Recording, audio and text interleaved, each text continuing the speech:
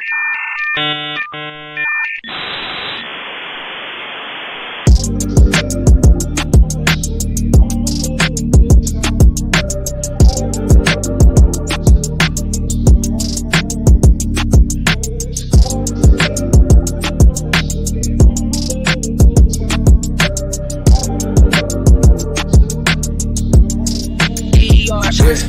need reparations, we need vacations, we need blue strips for all the time we spent waiting. We gon' kill for what we owe, Joe, we not playing. Mr. President, I think it's time we get paid. I watch all of my people die. Why your people try to act like we commit crime? Get killed on TV, got our kids scared to go outside. It's time you pick a side. Before we turn this bitch up, Mr. President, better fall in line. Yeah, we don't need loans, we need what we owe. We need police to stop killing sisters inside their home. And when it happened and we burn this bitch down, they need to stop telling us we was wrong. Ay, and we need unity. We need the government to stop bringing drugs in our community. They better stop playing, we not the ones. You got guns and we got guns. We'll kill if you play with our funds. Yeah, how we supposed to restore when they won't give us more? When they got knees on our necks when we walk out the store. How we heal when they go to the park, kill a 12-year-old boy for killing, we ready for war. Yeah, and we need reparations, we need vacations, we need blue strips for all the time we spent waiting. We gon' kill for what we owe, Joe, we not playing. Mr. President, I think it's time we get paid.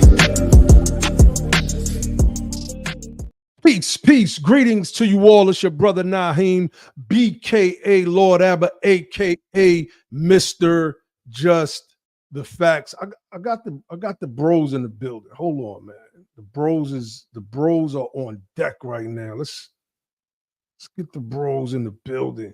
We got brother Ibrahim in the building. We got our brother Ali in the building. We're waiting for our brother Josh to come through. You know, the men got something to say.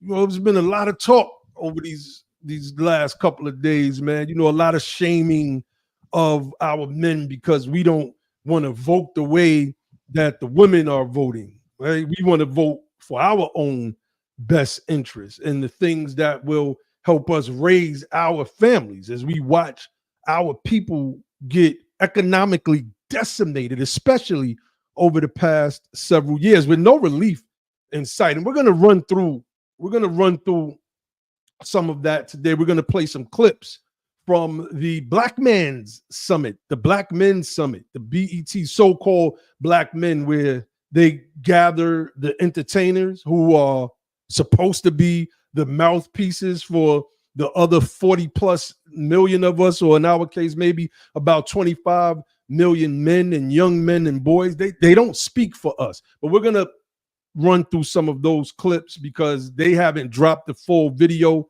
as of yet. We're gonna play Michelle Obama's, what she had to say. What did Michelle had to say? You know, the finger wagging Obamas. They're gonna come through, and every single time. Barack told them young men about 2 weeks ago, "You lucky Michelle ain't standing here." What type of weak? Usually that's what the woman would say, right? She would say that like to especially a child. Like, "You lucky your father ain't here right now." That fear that will go into you. But this is what happens in this society where you try to defang a man, if you will, and extract his masculinity from him by labeling it as toxic. I tell people all the time, well, if my masculinity is toxic, then I'm the most toxic mother that you ever gonna meet on this planet. And it's just as simple as that. So let's get into this. Make sure y'all click like on the video, share the video out. We're gonna go through some things. Let me do some house cleaning. Let me get some shout outs real quick. BTP Riri is in the building. BTP Dr. G is on deck. Judicially affirmed. What's going on?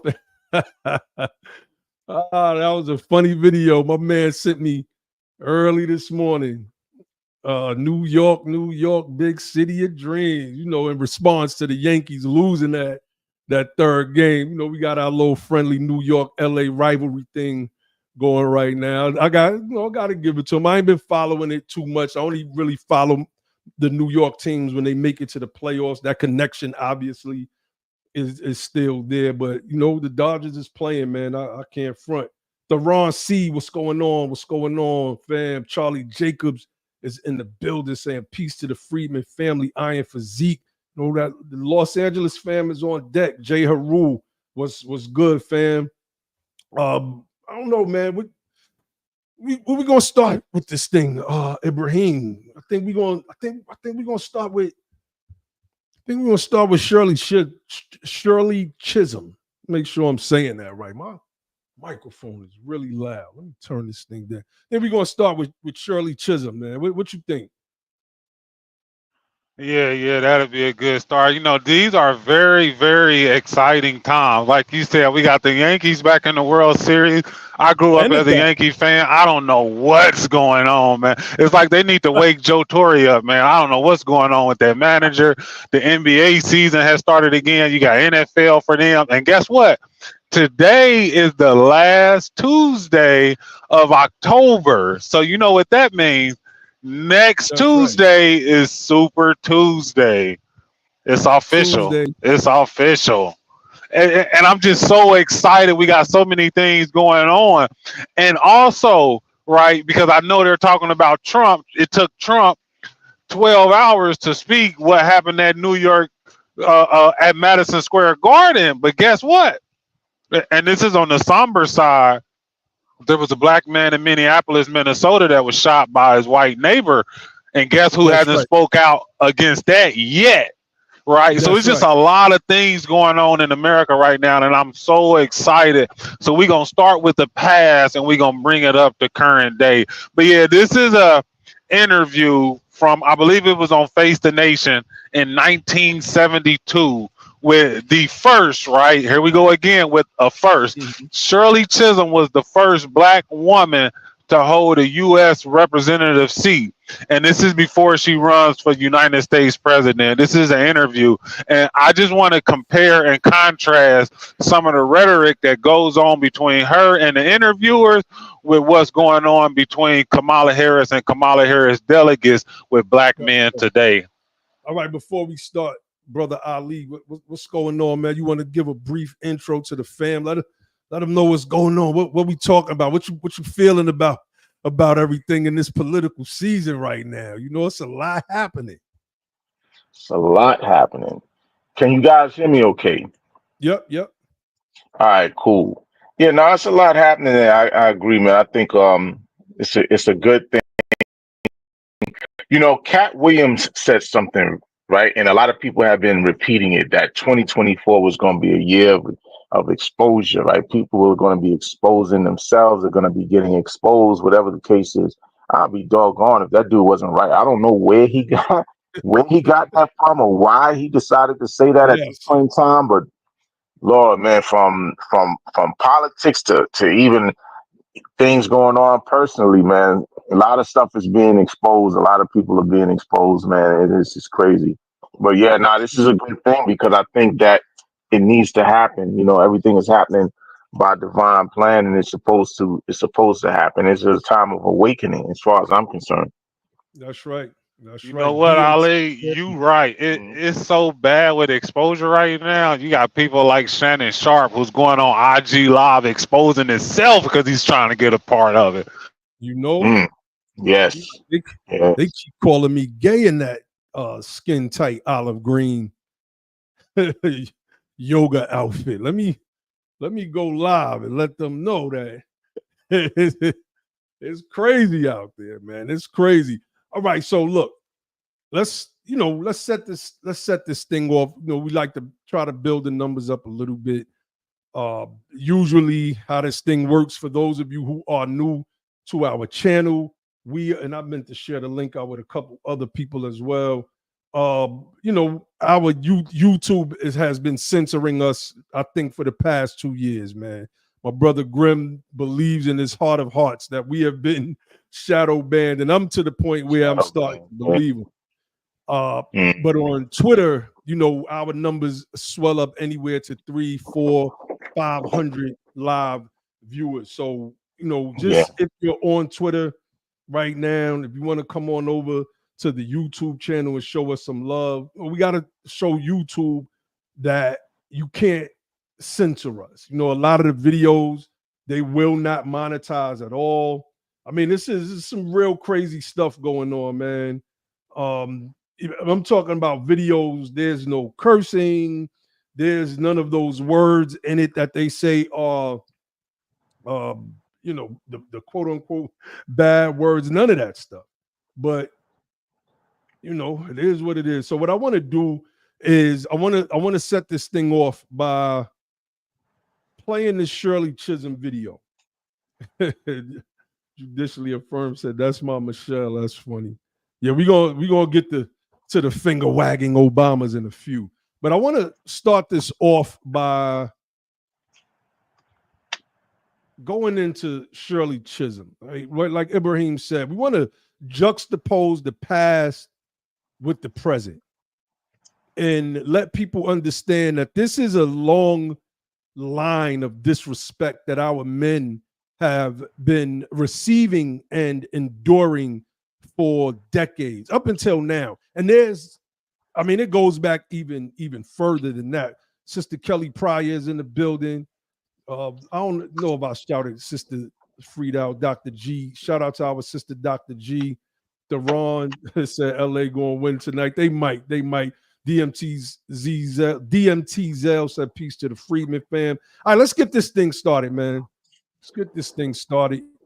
Share the video out, fam. Click like on the video. Subscribe to the channel. Click that little bell icon next to the subscribe button so you'll be notified. Become a part of the notification nation. And then every time we go live, you will be notified. Every time BTP drops this, which is our what I call dynamic content. And I call it dynamic because we have a perspective that is so unique and different.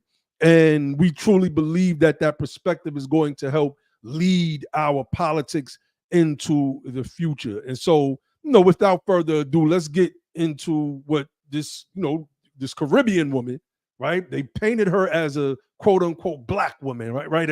As one of us, as someone that has shared the same experiences that we have going all the way back to the slave labor camps in this country, when that's not the case. So let's take a listen. Running. Does it make any difference what the other black leaders decide they want to do? You're going to be in it regardless. Yes, I'm going to run regardless because, as I said, if I am able to have. I don't know what just happened. Bear with me, fam. Were y'all able to hear that? Oh, you did hear. What in the world just happened? Yes. It was loud and clear. I didn't see it, but the audio was definitely playing. I know what happened. At least $300,000, which is a minimal amount, because I'm not going to enter every primary. I will be a definite candidate around January 3rd or 4th. The chances are 99 to 100 that I will be running. Does it make any difference what the other black leaders decide they want to do? You're going to be in it regardless. Yes, I'm going to run regardless because, as I said, I was first projected by a number of forces 5 or 6 months ago. I also happened to be black. But persons have to really recognize that I am also a woman. And this is what is disturbing many of my black brothers, because in the Post this morning, one of them said, we do not want black politics mixed with women's liberation. Well, heavens, one of their outstanding black politicians in America today happens to be a woman. And I cannot get an operation to change to be a male at this particular point. And they have to recognize that women are human beings. And that is a part of the problem that many of them are having difficulties with. They don't want to say it openly. But we know in terms of what has been happening this past weekend, and in terms of what many of the delegates were saying at the conference, that this is a real problem of an attitude towards women in politics. It's applicable to black males and it's applicable to white males. It's a real problem. Better or worse? Pardon? Better or worse in one group than the other? I don't know if you'll say it's better or worse, but let's put it this way. Because of the role that the black woman has played in this country for such a long time, and because of a society which had projected her into a very assertive, dominant role because the men had been emasculated for so long, she has a certain reservoir of talents and perseverance that she's been able to bring to many fields of endeavor. And of course, when you have a black woman like myself, who is a very assertive woman, who is a woman that has confidence in herself and her abilities, moving out here, it is a threat to some of my brothers whose egos are not particularly secure. And I recognize this.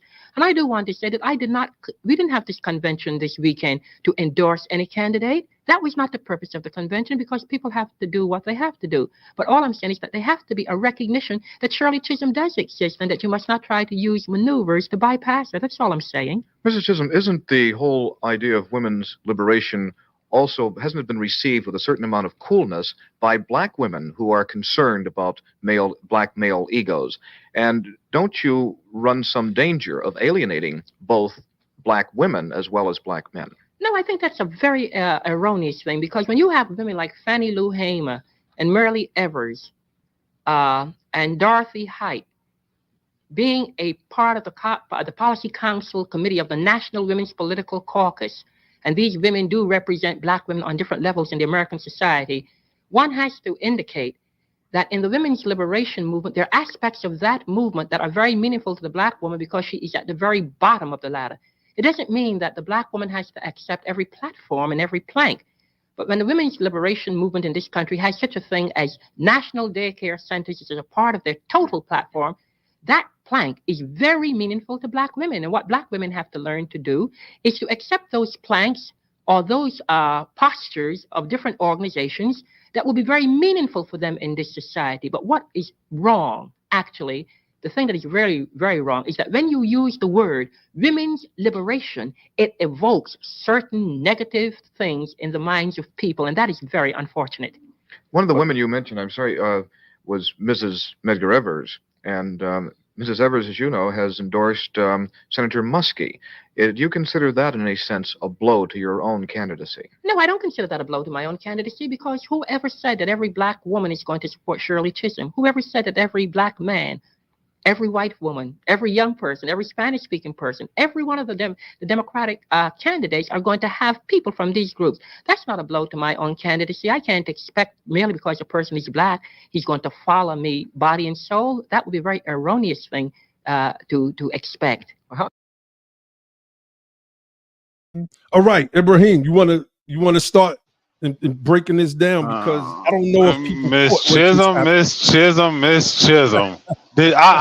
I just want to know if the audience caught the. We're gonna start with the end and then work our way to the beginning. See, when it came to black men not supporting her, it was because of misogyny, and they didn't want to see women get to a certain level in the party. But then he ends, and that's why we ended it with Mrs. Evers. She's not supporting you either. But when it came to her and black women, then it was like, nobody owes me anything. They can't vote for me just because I'm black. Hold up. They didn't even give the reason why Mrs. Evers was supporting somebody else. Certain black men said, we didn't want to support you because you're mixing women's liberation with black politics. This is 1972. We just got out of Jim Crow. We're trying to get affirmative action, right? Race-based affirmative action for us. And this woman is fighting for women's liberation. Now, it's funny, she says, I can't help the fact that I'm black and I'm also a woman. No. You can't help the fact that you're Caribbean and you have other agendas inside of you that you're trying to mix into our politics after we fought to get out of Jim Crow and uplift the black family. See, the black men wasn't marching in Memphis with "Am I not a man" sign on so they can just do politics for themselves. No, they wanted jobs so they could be able to take care of their family. Black men, black women, and black child. This is what American freedmen was doing at this time. This woman is mixing women's liberation, and as she mixed women's liberation into this, she's fighting for all women. Now, I'm going to take this back a little bit. He asked, is there a difference between black men and white men? And this lady says no. You're going to see the same thing happen in the video clip we play later from the BET Men's Conference. She says no. And then she goes on to target black men by saying it's because they were emasculated during slavery. So she says, no, I can't say that black men was worse than white men. What do you mean you can't say that black men? This is 1972. But it's because black men, it's because the American freedmen man was emasculated during slavery, and black women had to play particular particular roles that now our egos get hurt and bruised when we see black women get in these positions. There was no black women in these positions at the time. It was just one woman. It was Shirley Chisholm, who happened to not be an American freedman woman, who was let into this position. And now she gets to speak for the entirety of the American freedman community. I find that to be very problematic. So if it was black men that was emasculated during these times of slavery, then why later in this segment does she say, and I don't know if y'all caught this, she said black women are at the bottom? If it's black men who are emasculated and it was black women who got to take on these positions of leadership in our community, then why would black men's ego be bruised and hurt, but black women would still be at the bottom? See, you can't be at the top and at the bottom at the same time. This is just pure rhetoric. See, this is the workings of feminism. This is the workings of feminism. See, you can soar high, but also be the most vulnerable at the same time. See, what she's actually doing in this, she's just erasing black men from the political landscape. She's erasing black men's concerns. She's erasing what black men want. She's erasing us, right? It don't matter. You can't speak for yourself. We know you don't want me to represent you, not because I represent black politics, which at the time was American freedman politics, but because I'm mixing women's liberation in with it. I'm just going to push that to the side and say it's because of misogyny and your ego's hurt. And then when it comes to black women, they have agency. So no, I got to court them. I got to earn their right to support me. I just can't expect them to vote for me because I'm a black woman, right? So they have agency. Black men have no voice, no agency. That's why I thought it was so important that we led off with this. There was a lot compiled in to this small 3 minutes of her 1972 interview on Face the Nation, right? There's a lot in here, and we can unpack more. Is there anything that y'all wanted to say on this? Because I heard a lot. I mean, look, you're setting the table with for this discussion. So, you know, I'll say this, right? And I was trying to find the quote, man, and I couldn't find the quote.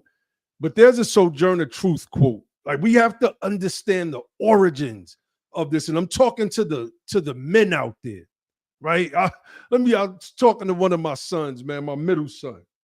And he was like, you know, we chopping it up. He like, Dad, who you voting for?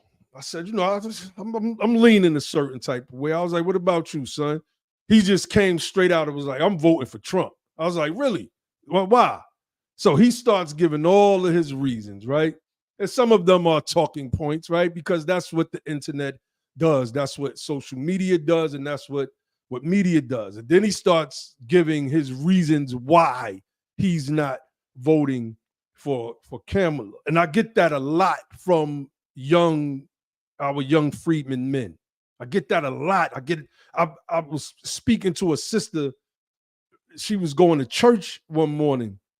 I was in Charlotte, North Carolina, and we got into the political discussion. And she said, you know, she started giving her breakdown on who she thought was good. But then she shocked me and said, well, me and my boyfriend, and she was 21 or 22 at the time when I talked to her, she was like, we voting for Trump. I was like, oh, okay, wow. You know, I said, give me, you know, I'll try to ask people what their reasons are. Even with Kamala, I asked, what are the reasons why you're voting for Kamala Harris? Like, because some people don't know, they're manipulated.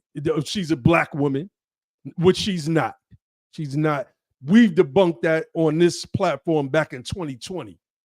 And now everybody else is doing a great job, even if I don't rock with them, and I don't rock with Candace Owens. But Candace Owens is doing a great job. Brother Mighty Hebrew on Sanetta's channel and his own personal live streams. I want to give him a shout out for exposing the fact that this is not a black woman, that her father is mixed Irish and some type of Hindu at best.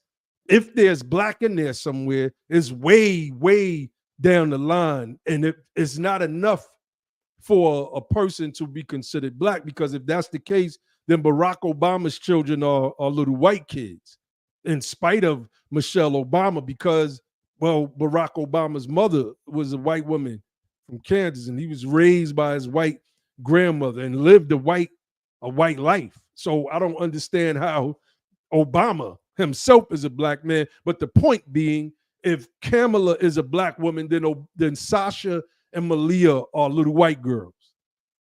That's somebody come argue with me. And we got the link. Wait a minute.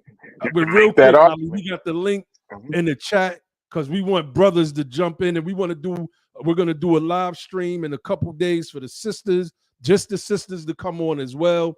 But the link to jump on and come debate or argue any of our points is in the chat. Yeah, go ahead, brother. No, I was just saying that you can make that argument, and it's a valid argument about the Obama children. Also, I just wanted to let you know that brother Prom was looking for the link too. So I don't know if he wanted to jump on at some point or whatever. But if you could put that, I guess the stream out in the chat or whatever form. Yeah, it's pinned to the comment section. Got it. Okay. Yeah, man. So Ibrahim, was there anything else that you wanted to unpack in the exchange between Shirley Chisholm and the people that's I guess interrogating her is a proper word? I mean, the interesting thing is that there was a black man that was part of that panel. He was part of the interview. There was 3 interviewers up there, and he's the one who asked her some of the questions about the black community. He's the one who asked her the question about black women also having an issue with her philosophy of women's liberation, because they seen it as a poison pill as well. But she just didn't have that same critique for black women as she did for black men. And I just thought like those things was very pivotal, that you can't even distinguish between white men and black men in 1972 after you just got done talking about them emasculating us. I mean, when you talk about black men being emasculated during slavery, who's doing the emasculation? But then as one generation out of slavery, you couldn't make a distinguish, but you go on to critique black men instead of white men. That kind of lets you know where her mindset was at who's the harshest critic when it comes to the marginalization of black women, right? That's just like me saying, like, who do you think is the better boxer between Mayweather and Muhammad Ali? And I say, well, I really can't tell you, but Muhammad Ali, boy, he sure was good, man. That rope-a-dope, right? And I just go on and on about Muhammad. Like, come on, man. Like, I don't have to come out and specifically tell you who I think is better once I give you a whole diatribe of one person and don't say nothing about the other person. She's telling you. That was very leading. That was very leading at who she think the enemy or the barrier to black women being able to soar in these positions, even though we gave her a reason, right? We don't want to mix this poison pill with the politics that we doing at the time. At that time, we were about community uplift. It wasn't about gender equality. It wasn't about gender uplift. It was about community uplift. And obviously they didn't have an issue with Shirley Chisholm. If they had an issue with Shirley Chisholm, they wouldn't have gave a reason. They would have said, "No, we don't want no woman in this position, period." And I've gotten that as well, right? I've gotten that. You don't want to support Kamala because she's a woman. They throw the, they say throw something up against the wall and try to make it stick. So many people have said that to me. So it's not that I don't think that she's qualified, that I don't like her policies. No, none of those things matter. I am going to tell you why you don't like Kamala. I'm going to tell you that because she's a woman, because she's a black woman, because you have issues with your mother, which I don't, issues with your sisters, which I don't, have issues with your daughters, which I don't. But I'm going to make these things real.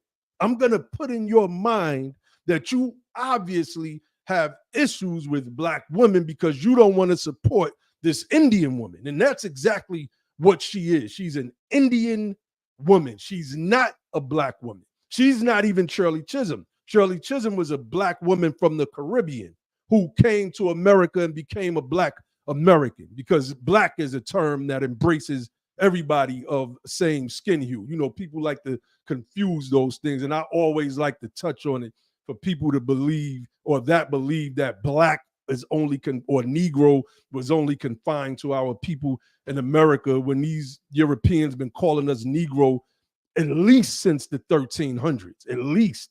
So, that's cap. That's just cap. But I want to. And one more thing, why you make that distinction? Shirley Chisholm couldn't win that New York congressional seat without the support of black men. Kamala could win that senatorial seat in California without the support of black men. So that's the biggest difference, right? One was at least rooted in the black radical tradition, and then they tried to add a poison pill in there. The other one just comes out of left lane with a different brand of politics that's not familiar to us or to the history of us in this country. That's right. That's right. I mean, hey, family, make sure we got 100 people watching right now. I know most of those viewers are on Twitter. Come on over to the Be the Power YouTube channel. Subscribe to the channel. Click like on the channel. I don't know, man. Maybe we got to figure out how to do the X thing, and maybe it may be time to transition from you. I don't know if we would stop streaming on YouTube, but it just seems like YouTube is limiting us, man. They really are. Somebody said, I'm hearing Harris is part Syrian Sephardic Jew. Hey, it's possible. I looked up the people on Donald Harris's line. It's a bunch of white folks, bunch of white men, especially. She during the Club Shay Shay interview, she pretty much admitted it. Like, I grew up around black people and I was raised in the black experience. Yes. Right, Ali? So that was, to me, that was an admission. If she would have just came out with that from the get-go, you eliminate that from the conversation. And now I don't have to clean somebody up, or none of us have to clean anybody up on that point. It moves us closer to the policy. It moves us closer to the policy discussion. What can this person that's been in office already for 3.5 years do for us? And if her hands was tied, where is the record or the history of her fighting to do anything for our people? Somebody would have to show us that. If not, then you are complicit with what's going on in America, especially when it comes to our people, who are 40% of all new evictions since 2022. I mean, you can say I'm going to take on price gouging and all of these different things. We broke that down on the live stream when she first dropped her plan, that this whole price gouging thing is a myth. It's a myth. So let's get into Michelle Obama. The finger wagging Obamas, man. These people get on my nerves. The Obamas really grind my gears, man. This is especially Barack, because he's a tan white man. That's what he is to me. His American side goes back to slaveholders in the United States. So when he's talking down on our men, that comes from somewhere. And his father is from Kenya. It's not one of us. It's not one of us. And if people want to make the argument that, well, he's a black man, his father was a black man anyway, so when we all part of the black race, then you too, then I can make the argument that you too have fallen into European psychology and have adopted its pseudoscience and believe that men are in fact broken up by race. Because before the Germans decided that they were going to create racial hierarchy, putting those with similar skin tone on top of the great chain of being, well, there was only one race, and that was the human race. And animals were cordoned off into their race, and certain plant, right? There was no differentiation. There was just humans. Now, I can make the counter arguments. I can, but I want to add that. So let's play the sanctimonious Michelle Obama. You go and you talk down to them black men, girl. Before you cast your votes, ask yourselves, what side of history do you want to be on?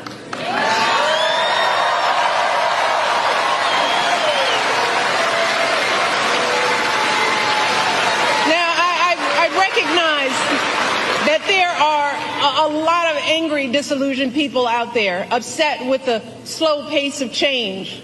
And I get it. It is reasonable to be frustrated. We all know we have a lot more work to do in this country. But to anyone out there thinking about sitting out this election or voting for Donald Trump or a third-party candidate in protest because you're fed up, let me warn you, your rage does not exist in a vacuum. If we don't get this election right, your wife, your daughter, your mother, we as women will become collateral damage to your rage.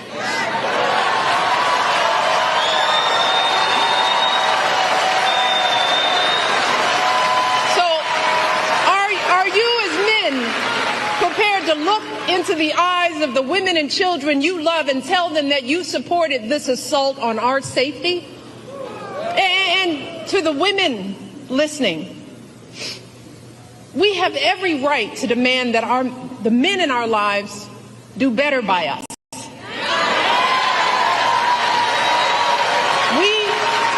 have to use our voices to make these choices clear to the men that we love.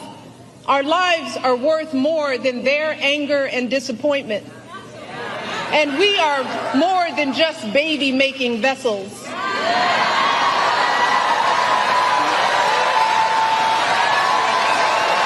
And if you are a woman who lives in a household of men that don't listen to you or value your opinion, just remember that your vote is a private matter. Regardless of the political views of your partner, you get to choose. You get to use your judgment and cast your vote for yourself and the women in your life. Remember, women, standing up for what is best for us can make the difference in this election. Ooh, man, that's a lot to unpack. Ooh, that is a lot to unpack right there. Now they know what a woman is. Now they know what a woman is, Ibrahim. Right. Ali, they know what a woman is now because Ketanji Brown Jackson couldn't answer that question during her confirmation hearing.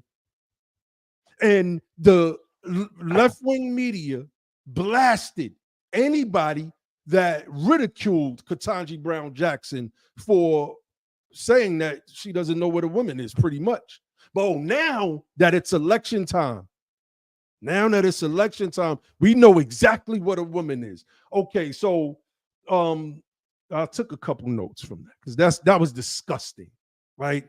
And I think about myself as a man, and I think about a man that would listen to that and then let that wash over them and feel like, oh, yes, let me just go submit to my woman. I was gonna vote the other way because we have been doing bad the past couple years, and baby, I'm following you to the polls. Whoever you vote for, I'm voting for.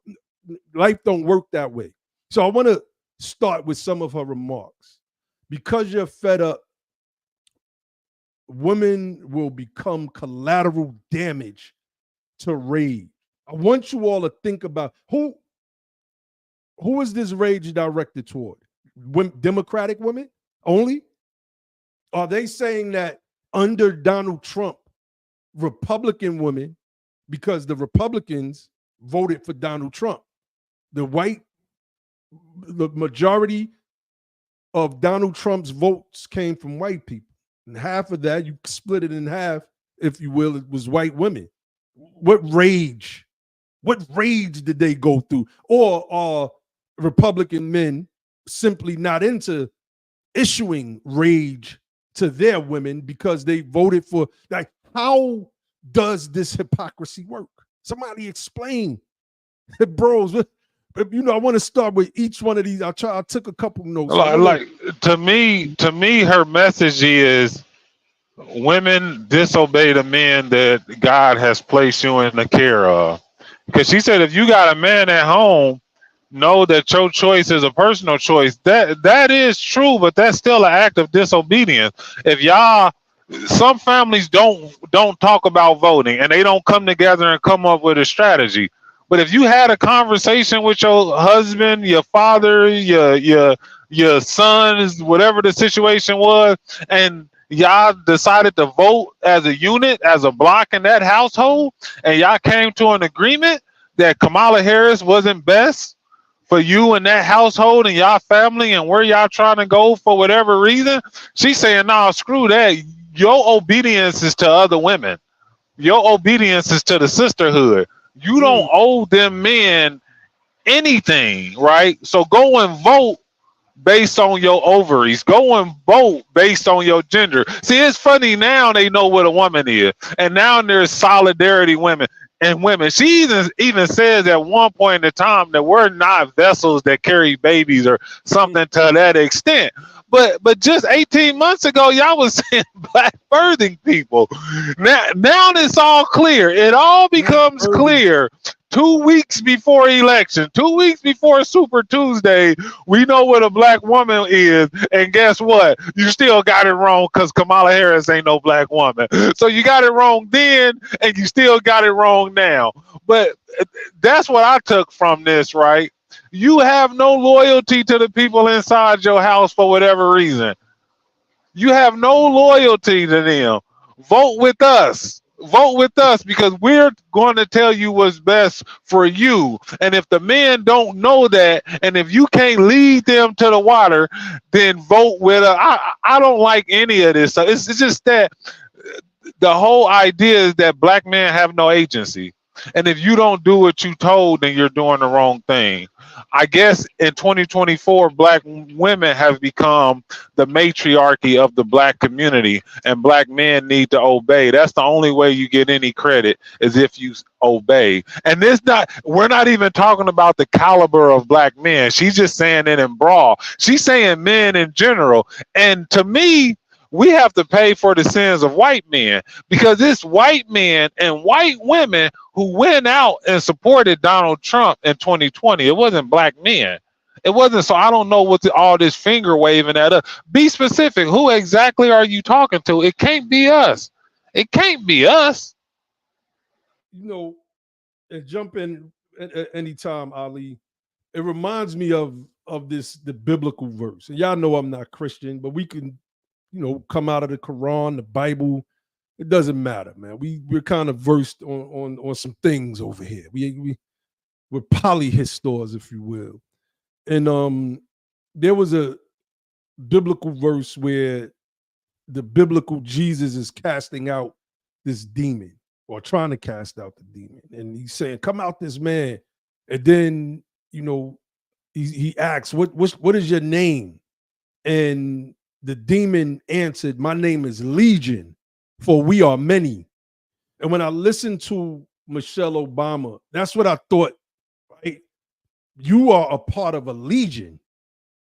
You are a part of Shirley Chisholm that wanted to mix and dilute this black liberation. Today, that's LGBTQism. And we know because we've had people in and around this movement that tried to insert that and center it into what we were doing politically while we're trying to fight for our families. And we told them to kick rocks, right? We see that with Sojourner Truth. And I was getting to that earlier. It was a statement she made. I can't fully remember, but she basically said it's the women that go out and do all the work. And the men, it's talking about black men specifically, in that quote, do nothing. That's funny. Right? You remember that quote? So yeah, Sojourner Truth. If somebody could find that, put that in the chat so I could throw that up on the screen. This term, we demand that women, our men do better by us. What does that mean, right?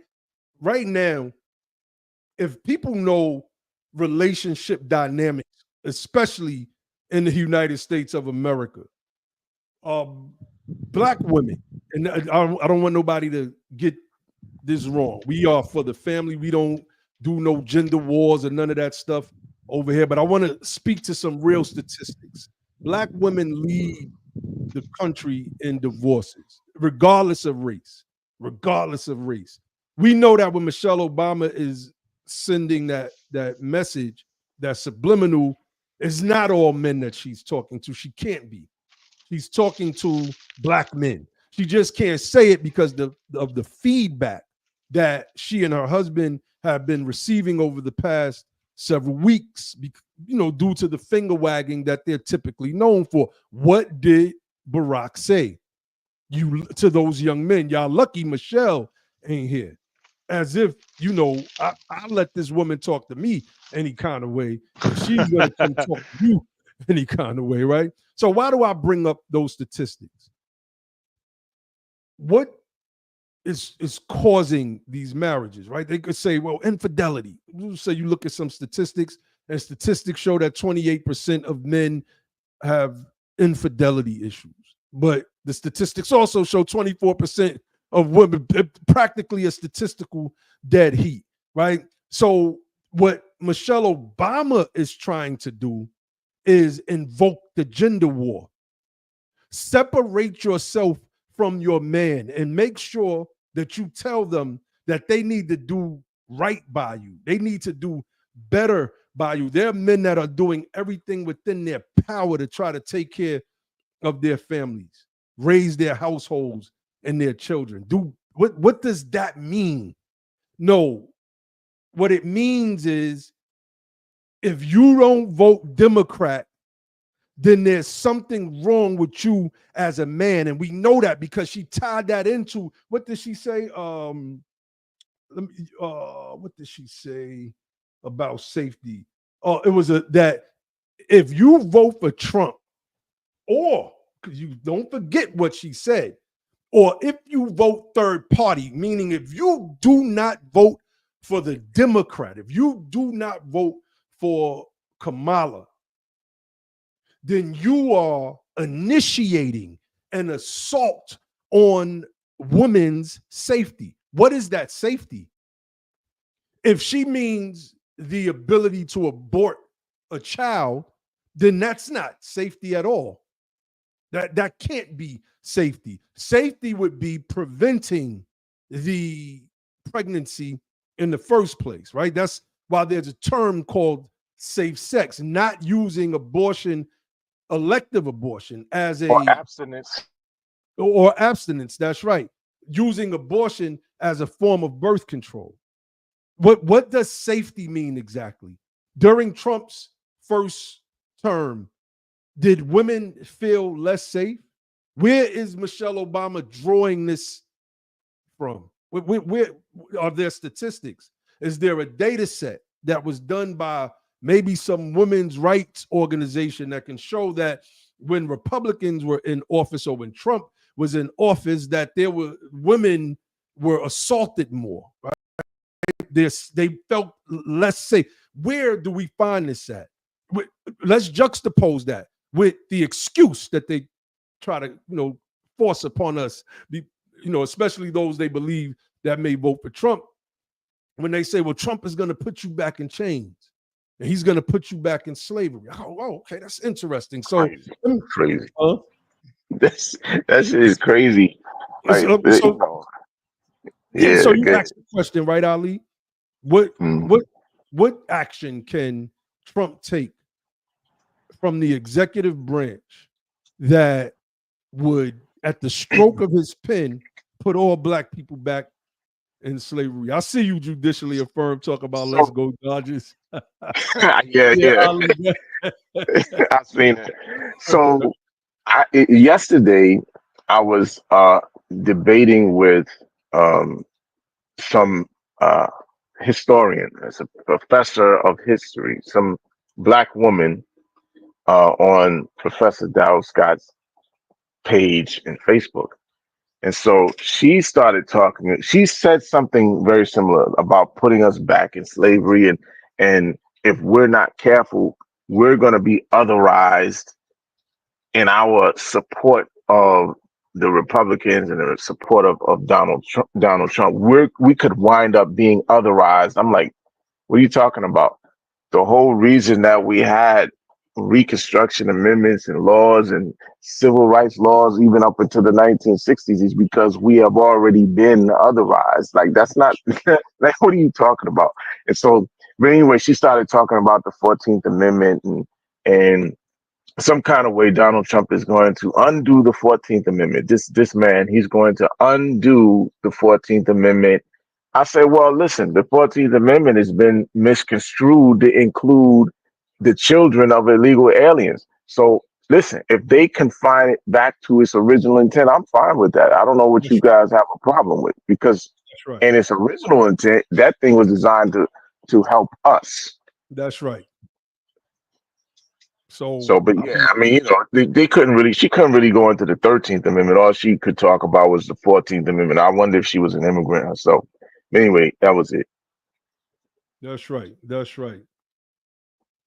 So this is one of the quotes. This is not the quote that I'm looking for, Sister Isla from Sojourner Truth, but I'm going to read it. I am a woman's rights. I have as much muscle as any man and can do as much work as any man. I have plowed and reaped and husked and chopped and mowed. And can any man do more than that? Right? This is some of the sentiment. Like, this is a long string of disrespecting our men. Bill Cosby in the 1970s did a breakdown on how our men were made to look weak and emasculated in film, and we are still victims of this.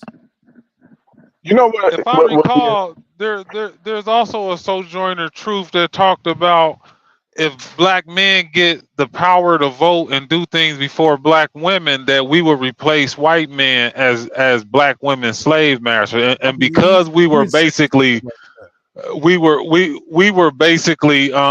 treated less than human, we would be more barbaric in our treatment of black. It's some very problematic ideas that came from that woman. She did. Ali, you were saying something, bro? Yeah, you just made me think. I wonder if black women Democrats are cool with white men coming into their bathrooms. I think that's a question that we should ask them. I mean, are y'all cool with that? They seem to be. They seem, but it's a question that can be asked. Or beating them up in the ring. How about that? Or yeah, how about that? Fracturing their skulls or breaking their arms in the ring. Or what about beating them in swimming competitions? Are they cool with that stuff? It seems to be the case, and I think that's what this election is about. Right? This election is about masculinity, not versus femininity, but masculinity versus the feminist movement, because that's what we're witnessing, right? If you look at a lot of the debates that are being had on Twitter, you look at like Mark Lamont Hill, Luke, Roland Martin, Bakari Sellers. These guys are feckless. They have no backbone. They exude no masculinity. D.L. Hughley, who else, man? It's just so many of them. When you look at them, they don't look like men. They don't look like us. They don't look like us brothers that's on this stream right now. They just look weak. They look submissive. They look like they walk around being led by a dominatrix with a leash and a collar on their necks. That's how they look to me. That's how they come off to me when I hear Mark Lamont Hill arguing that men can have babies. Like, what are you talking about, dude? When I see Mark Lamont Hill on X, Twitter, asking how can a Republican be Muslim? I mean, excuse me, how can a Muslim be Republican? And then I had to remind him, right, with the book of reminders, because I know Mark Lamont Hill's history as a former Ansar under Dr. York. That's an Islamic camp that started in Bedford-Stuyvesant and Brooklyn. I had to remind them with several Quranic verses today. Like, this is why. This is why. I mean, so this is what we're witnessing. We're witnessing masculinity, manhood versus the feminist movement. And I know because a lot of them feminists have turned on me. I mean, people that I was cool with. Just, next thing you know, they in the Twitter space dissing Naheem. I'll get word back and stuff like that and laugh. I don't do messy misandrous. You keep on kicking on because we still putting in our work over here. Us men. And let me give a shout out to our sisters, our women. I made sure to remind myself to give a shout out to our women, because our women who are not with this feminist movement, who are not with this BS of shaming our men, have stepped up in a way that has basically shocked me. Yes, Jabir, Mark Lamont Hill was an answer.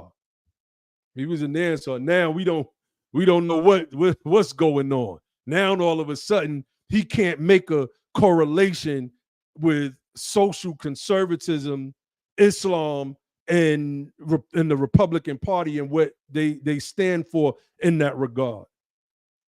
Yeah, he was. I believe he still speaks the Arabic and the whole nine. Still believe he speaks the Arabic and the whole nine. So I'm just saying, this is what we're faced with. And this is why we wanted to do this stream tonight. Us men have to have something to say. And our sisters, man, I mean, from the content creators that I've seen all over YouTube to the sisters on X that put up the pictures saying, I'm a black woman and I do not support Kamala Harris. Our sister Isla put up one that went viral. She was standing there with the AR, letting it be known, like, I'm on this side of things where family is important and family structure. Michelle Obama told them people in that crowd, forget what these men are angry about. Forget that you're angry that food has hurt your pockets even more, especially freedmen men over the past couple years. Forget about that. Forget about gas prices. Forget about inflation. Forget about the corporate landlords who have come in, especially since this administration has been in office, and almost tripled rents. Forget about that. You tell that man what you want is important. And what you want is to go to the polls and vote for more of the very thing that has you frustrated. I say any man that follows behind that logic is no man at all. You're a simp. You're a sucker. You are what a political chump. Muhammad called you. You're sissified. You're sissified. Punctified. But Malcolm said political chump. I like that. Political chumps. That's what you are. You sit on the couch all day watching ABC News and The View and CBS and MSNBC or MSDNC and DNCNN and all of these different Democratic platforms that are slowly but surely eroding your minds. And I know because I have these debates all the time. The people on Twitter, they won't jump on live and have the discussions. One guy called himself debating me a couple months ago. One of these sassy males came in the Twitter space, just cooked them. Just cooked them easy because they don't stand on nothing. And the only thing they could hit back at you with is, well, Trump bad, Trump racist, Project 2025, et cetera, et cetera. You ask, well, what about inflation? What about corporate landlords? What about the fact that since 2022, 40% of all new evictions have been black people, largely black women? What about those things? What about those things? Those things don't matter. There's always an excuse or a red herring thrown or goalposts being moved. And I know I have these debates all the time, all the time. And so, you know, fam, we wanted to get on here and touch on some of this stuff because Michelle Obama told Black women to disregard the men in their household.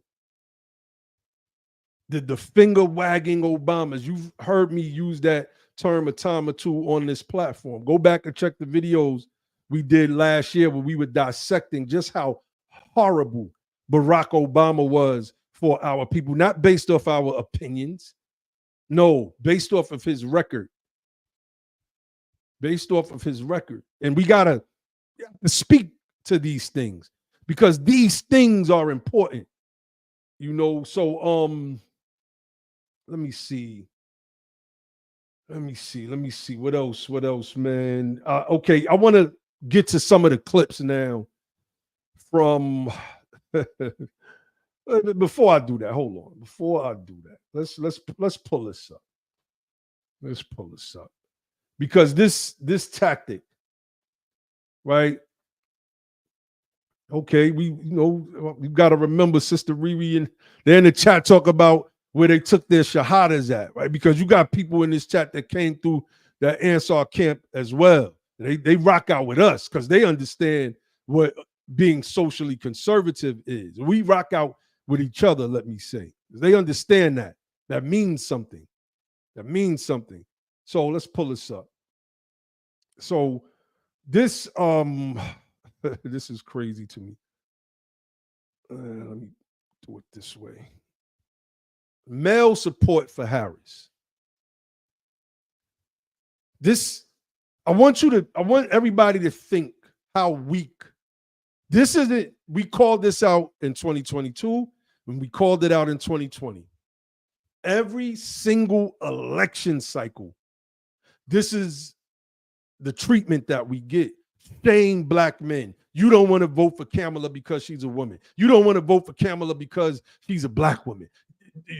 I don't know what you see in Trump and all of this. Never said I was voting for Trump. Now all of a sudden, I don't know what, you don't like him. So you don't vote for him. Don't vote for the person that you like. If I had to, and we did right here on this platform, compare their policy positions, well, then I'm going to, that Indian lady, then I'm going to, I'm going to favor more of what Agenda 47 says than what Kamala is proposing. We broke those things down. They don't help us. They're for immigrants. The stuff that they're proposing will help immigrants. We broke that down on the platform. If that's not the case, how is it that since 2022, our people have been 40% of all new evictions? She talks about building new housing. Why would you need to build new housing? Why not ensure that the people, Black people particularly, the American freedmen who are being evicted, have economic policies in place to whereas they can dip into a pot in the same way that the immigrants do, and they won't have to be evicted at all. How about that? You've been in office all this time. Now you hear people making excuses. Oh, come on. What could she do? Her hands was tied because she was the vice president. Doesn't that sound familiar? Oh, Barack Obama's hands was tied. He couldn't do everything he wanted. Mitch McConnell, the Republicans. Well, wait a minute. What about when they controlled the House and the Senate? That means nothing. And he was pressed, do something. And he did nothing. Matter of fact, this is what we're going to do. Because y'all know what we do over here. We just pull a receipt. What about when Biden and Harris controlled the House and Kamala Harris was the Senate tiebreaker? Ain't that why we needed a vice woman VP? That's right. Let's play this real quick. Because I want people to understand these are not our opinions. There are people that are, they don't even realize that they're being manipulated. It's wild to me. And somehow it's something wrong with those of us that can see this nonsense clearly. So check this out. Y'all know we've played this before. Why not target the African American community? Why not say then, this is for you? This is for African Americans. If there was a banking crisis, then you target money for the banks. If there was a national disaster, you target your money for the national for disaster relief. That's not how America works. We want to give those young people and young Native Americans like them the support they deserve. We have to invest in them and believe in them and love them. African American leaders have been critical of late. And it's true, you've said you're the president for all people, not just for one group. If I'm a 16-year-old kid on the south side of Chicago, okay, my dad's gone, my mom's working 10 hours a day for peanuts, all I see around me is blight, there are no help wanted signs, and you won't even say, look, I'm going to help you, a young African American. How do I feel? Emmett, that's not, first of all, that's not what people are saying. What people are saying all across the country is, we're hurting, and we've been hurting for a long time. And the question is, how can we make sure that the economy is working for every single person? So when it comes to doing something specifically for us, no, Emmett, that's not how America works. That then you cut to, we have to invest in those Native American children, and we have to believe in them, not the 16-year-old on the south side of Chicago.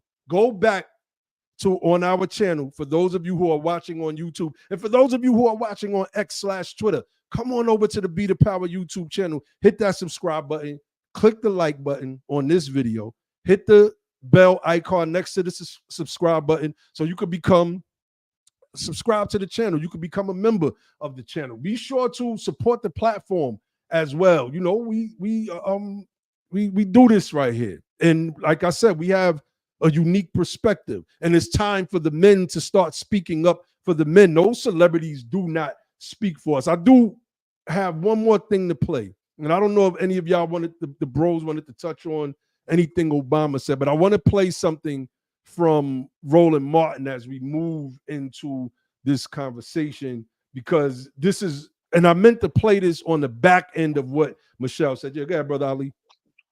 Are we going to play the clip from that, the Michael Ealy thing? Yes, definitely. Okay, so let me play this clip real quick. Think about what Michelle Obama said. I want you to think, those of you that were here, that were watching it, and I want you to listen very carefully to what Roland Martin is saying. These people are trying to split us up. They say, oh, the brothers in the manosphere and Kevin Samuels and this and that. You know, they got black men going against black women. Really? So what Michelle Obama did, that wasn't that? Well, let's listen to what Roland Martin said. Look, what I'm trying to say is, we see example after example where every single vote counts, which means that if there's somebody who is sitting in your house, who's eating your food, who's sucking up your Wi-Fi and your heat, if they are not going to vote, I suggest you tell them it's time for you to find another place to live. Kick them out. Kick them out. If you date the brother, he want to give you a tap on your shoulder, you like, that ain't happening unless you vote. Oh, no, you can't get none unless you vote for the Democrats. So we see Roland Martin. That's the part he didn't say. Vote for the Democrats. That's right. See, that's what they mean by what they're saying. Go out and vote. They mean go vote blue. Go vote blue all the way up and down the ticket. Period, point blank. And you know what's so funny, man? When you're out here in these areas getting ready to vote, they have all of the old black ladies. There's usually old black ladies. It is what it is. They're out there with the little things.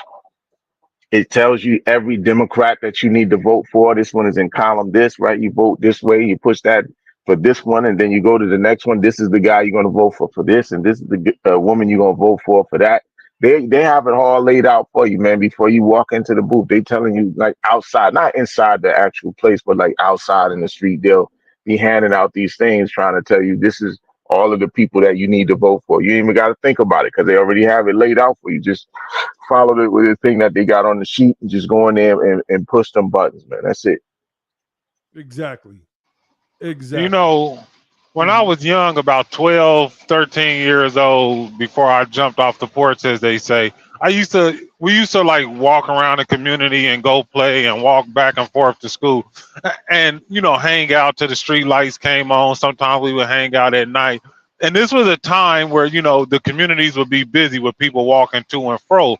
And I can recall like people coming up to me, especially when the sun started to come down, like, hey man, you know where I could get some work? You know where I could get this? You know where I could get that? And it was before, you know, so like growing up in the open air drug market, like people would just approach you.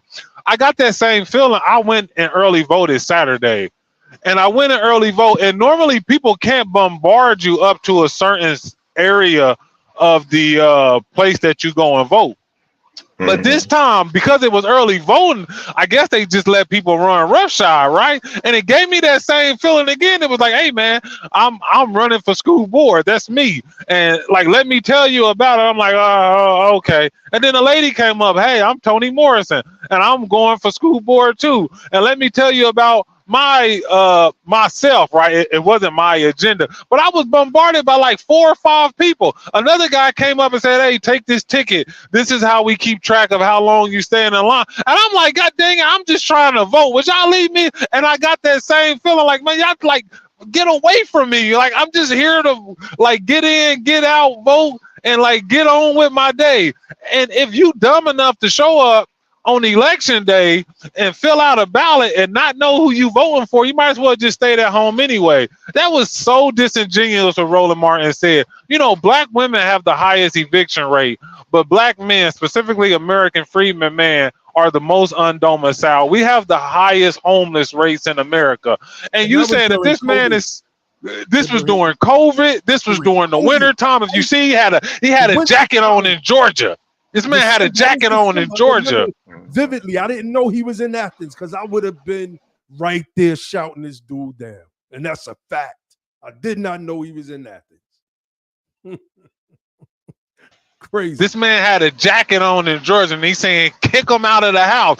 You know what? That would be equivalent to somebody saying, if you don't vote for this candidate, and we know black women support, you know, y'all not gonna support Jill Stein. If you don't support Jill Stein, and Jill Stein is a Jew, and if you go to one of these Jewish hospitals, doctors don't give them the best prenatal health care, knowing what they maternal morbidity rate is, right? Knowing that they have the highest maternal morbidity rate in America, right? Like, how nefarious and malicious is that for this man to sit there and say that? And we just take it as a grain of salt. Like, well, you know, if they're not responsible to the Democratic Party, not to their community, if they're not responsible to the Democratic Party, they deserve what they gonna get to them. It was Obama that said, you know, no. It was women that said, I believe on CNN, that Obama didn't go hard enough. He should have went harder in his remarks from Philadelphia talking to those black men, right? So like there's no amount of discipline that you can give to a group of men with no agency. And that's how they look at these men. They had no agency. They can't fight back. They can't fight back. We'll say what we want to say to them. We'll do what we want to do. We'll do what we want to do with them. These American freedmen, man, these men that's on Skid Row, these men that's in prison, these men that's in jail, these men that's in the cemetery, man, if they don't do what we say, shoot, we'll show them what America is really about. We're going to beat them into submission. We're going to beat them into submission. That's what they did with a lot of the so-called Democratic shields now, like Uncle Luke, Uncle Lizard. I kind of like that name. That's what they did with Uncle Luke when he came out the gate and he critiqued the Democratic Party. That's what they did with D.L. Hughley when he critiqued Kamala Harris. A lot of these guys, that's what they did with Jermaine Dupree recently. I got a clip from him too, from that summit. I'm just waiting, and we about to start running through those. We're about to start running through those. I got a clip I want to play. So, all right, look, let's go. Let's get it. Let's get it. Let's get it. Let me see. This is the Michael Ealy clip. So let's run through this real quick. To think that there aren't some men out there who simply don't want to vote for women. It's disingenuous to say that. It's disingenuous. It's not exactly. There are some men who don't want to vote for a woman. Sure. It's not a lot. I don't believe it is a lot at all. You don't? I don't. Not in our community. Well, now what I will say is, again, to what we were talking about in terms of parity earlier, the founders of Project 2025 really don't want a woman as president. Right. And their women don't want a woman as president. Sure. That is not being held to the same standard. So there is, and they justify it by using Christianity. Yeah. So there is a sense here that what the president, who, let's be honest, he put his life on the line. Yes. He put his family's life on the line, and inherited a recession, and got us out of that, and single-handedly handed Donald Trump an amazing economy. We're now looking at him and saying, how are you going to talk to us like that? When in reality, that's not what he was saying. If, in fact, you are one of those individuals who believe that a woman should not be president, speak on it. Don't mask it by saying that you believe in some sort of policy discrepancy, especially when that policy discrepancy has been debunked. Right. So like, if you're masking your sexism with, she locked up a whole bunch of black men. Well, that's already been debunked. So what is it? Or she's not black. So what is it? What is it that's really, just speak on it. Just be forthright about it. It's naive to think that there aren't some men out there. Let's talk to the Obama part first. It's disingenuous. Exactly. There are some men who don't want to vote for a woman. It's not a lot. I don't believe it is a lot at all. You don't? I don't. Not in our community. Well, now what I will say is, all right, I stopped it there, and there's a reason why I stopped it there. There's a narrative, and well, I know you want to start from the Obama part, but there's a narrative. There are talking points, and what Michael Ealy is saying there is counter that narrative, and this is why you see D.L. Hughley choking up. But you don't? Like, damn, you going off script. Now, eventually, Michael Ealy gets back on script when he's talking about Obama. And I want you to jump in right there, Ibrahim, from the Obama part, because what Michael Ealy said was just wrong.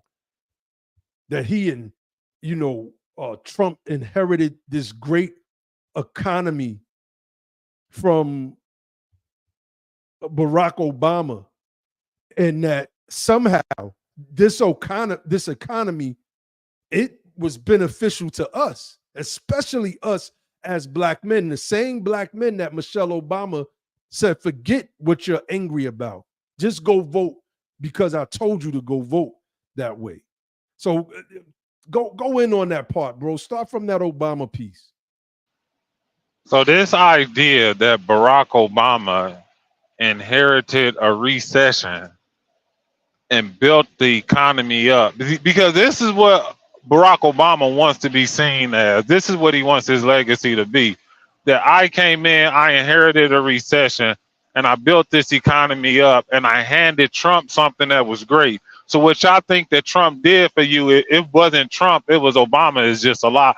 I don't think Obama is like, game recognizes game. We see what you're doing, Michael Ealy. Like, we not falling for this BS. Ladies, don't look him in the eyes. This man is full of lies, right? He just took the long way around where D.L. Hughley took the shortcut. He's still going to get to throwing black men up under the bus because he don't think we have no agency either, right? The sad part is this. He starts off by saying Obama put his life on the line. Obama put his family life on the line. Doing what? Sitting in a yacht in Martha's Vineyard for the summer? The Obamas is headed towards not like this big Obama generation. No, just their household is headed towards $1 billion in household wealth. He didn't put anything on the line. We put ourselves on the line to elect this man. It was American freedmen and American freedmen women who went in that voter booth and vote for him at historic highs that people have never seen before. Black men actually stepped up and voted at a higher rate than our American freedmen women to put this man in office. We did that.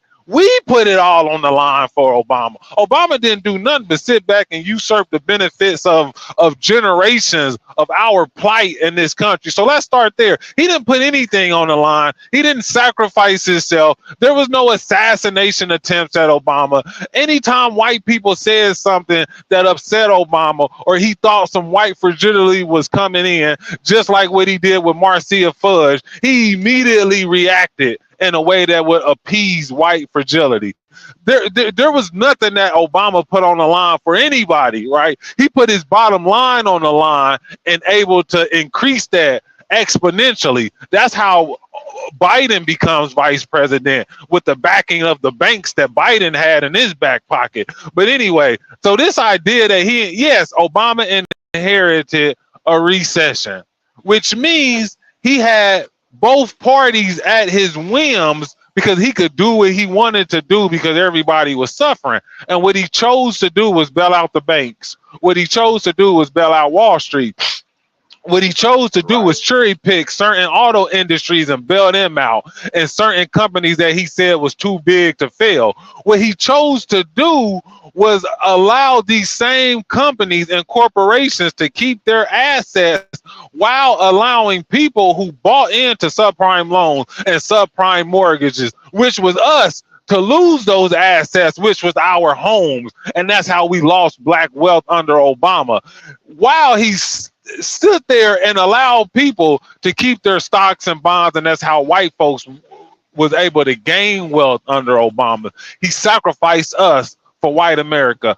Barack Obama sacrificed black America for white America. That's the legacy that he leaves behind. And this idea that Trump inherited something that was great, I don't know if y'all know this, but Obama waited to his very last day in office to release the student debt crisis report.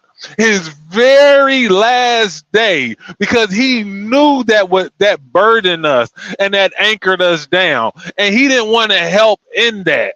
So he waited till his very last day. So yeah, Trump inherited an economy that was better than what Barack Obama inherited, but he also inherited this information that most people is drowning in student loan debt, and most of them is black Americans, that most of us don't have stable employment, right? Because under Obama, they solidified the gig economy, and they allowed that to be anchored in and used as labor statistics in the labor market, right?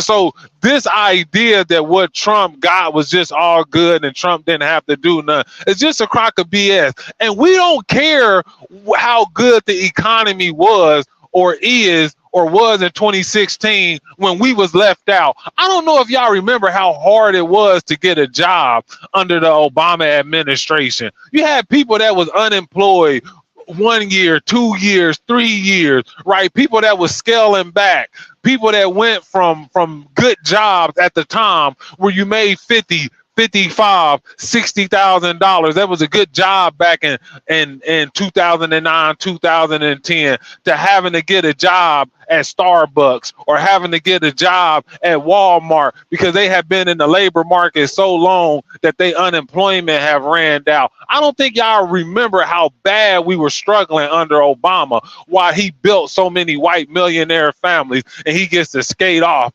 him and his golden parachute, and now he gets to do deals with executives on Netflix and stuff as his household wealth increases to almost $1 billion.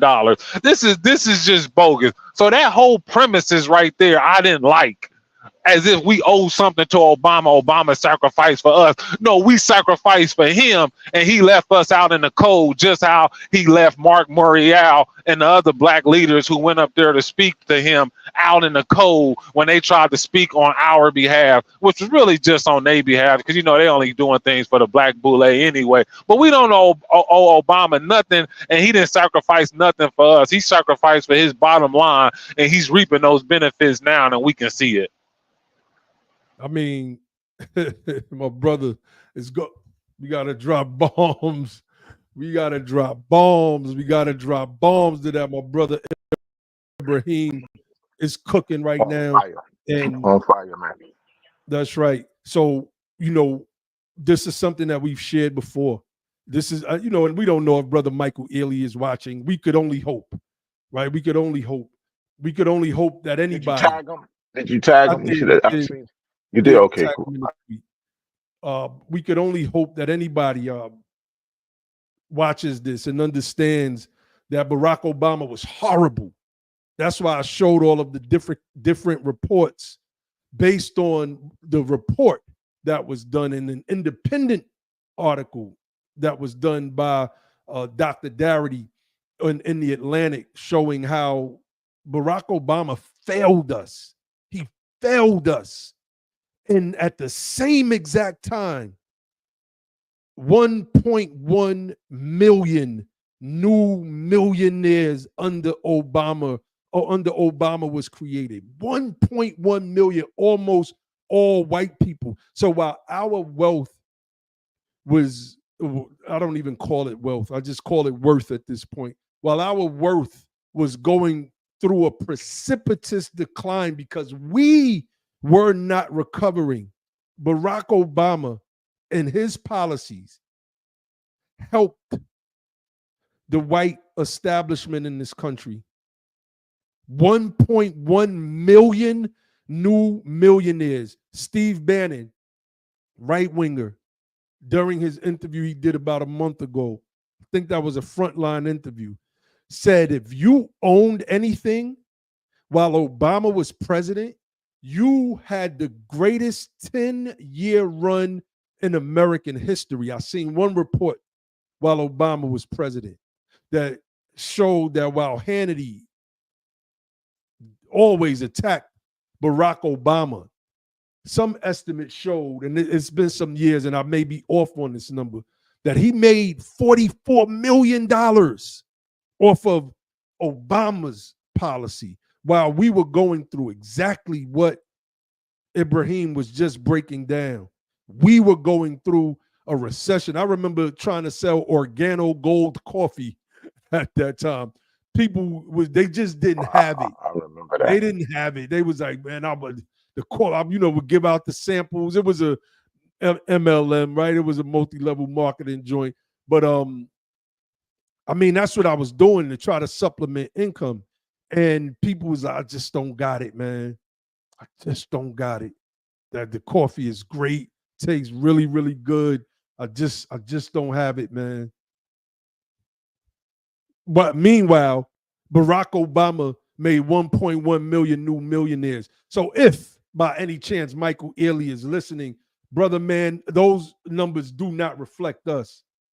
They don't reflect us at all. So let's play this next clip from Jermaine Dupri. Where are we? Where am I? Right here. Let's play this next clip from Jermaine Dupri. Make sure y'all click like on the video. We have, let me see, hold on. How many people we got watching? We got 44 people watching on YouTube, 127 people watching on Twitter. We have 170 people technically watching all together.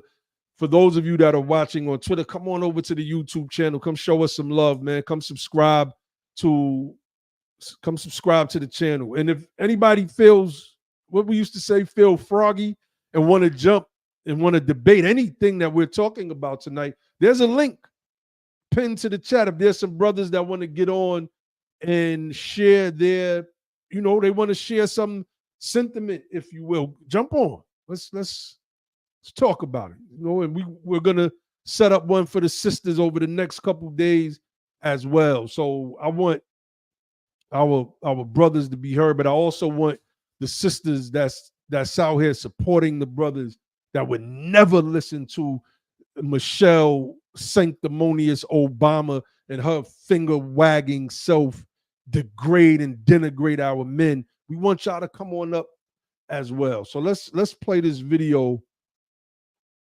from Jermaine Dupri during that same Black Men's BET Summit, right? Because the entertainers somehow get to speak for us. I guess white people, politicians and business leaders, people, Elon Musk, billionaires, they get to speak for white men, I'm guessing.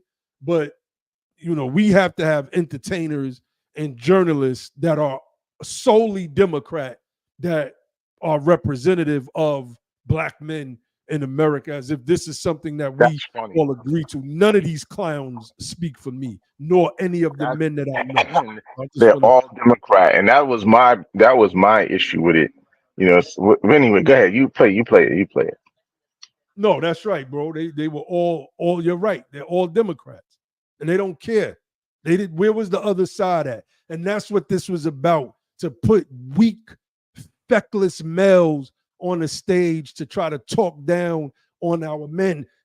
Even Michael Ealy, he tried to go off script, but he couldn't help it. He came right back around on script. It's like, you shouldn't be mad at Obama for wagging his finger at you, because he wasn't talking to all black men, just you black men that don't want to vote for Kamala. It's pretty much what this dude said. What's going on, brother Dre? Shout out to all the family that's tuning in. So let's listen to this. Things were better under Trump. How widespread do you believe that is? I don't believe that. No, I'm saying, but it is a pervasive. I just got to pause it there. So the question DL Hughley asked was, about black men believing that things were better under Trump. And Jermaine Dupri, look at him. Look at his body language. Look at the weak posture that he takes. I don't believe that. This weak body language and posture that he takes in response to this question, because just like lush mouth Luke that brought the debauchery of our women into hip hop, these betas get up in front of us and Luke tried to say the same thing that Jermaine Dupri said. Jermaine Dupri said in questioning Kamala and questioning the Democratic platform, and pretty much it's ignoring of our people and our needs. Now look at them. Not me. Suckers, they beat him into submission.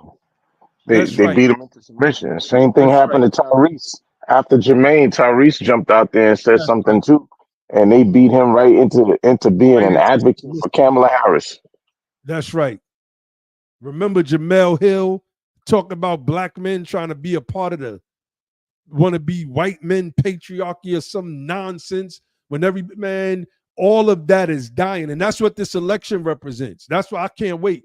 I'm letting y'all know I'm celebrating on election night. Let me play this. I'm going. And they have this. Well, they are. That's crazy. That's what it is. They have this in their mind, right? That as Newface said on the video, the stimulus checks.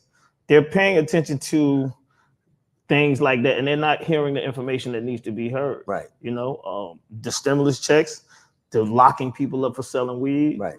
These are the street topics that's happening. Sure. That's all I keep hearing from. Sure. You know what I mean? And I feel like it's really important that we as men in this room, we give them the facts today.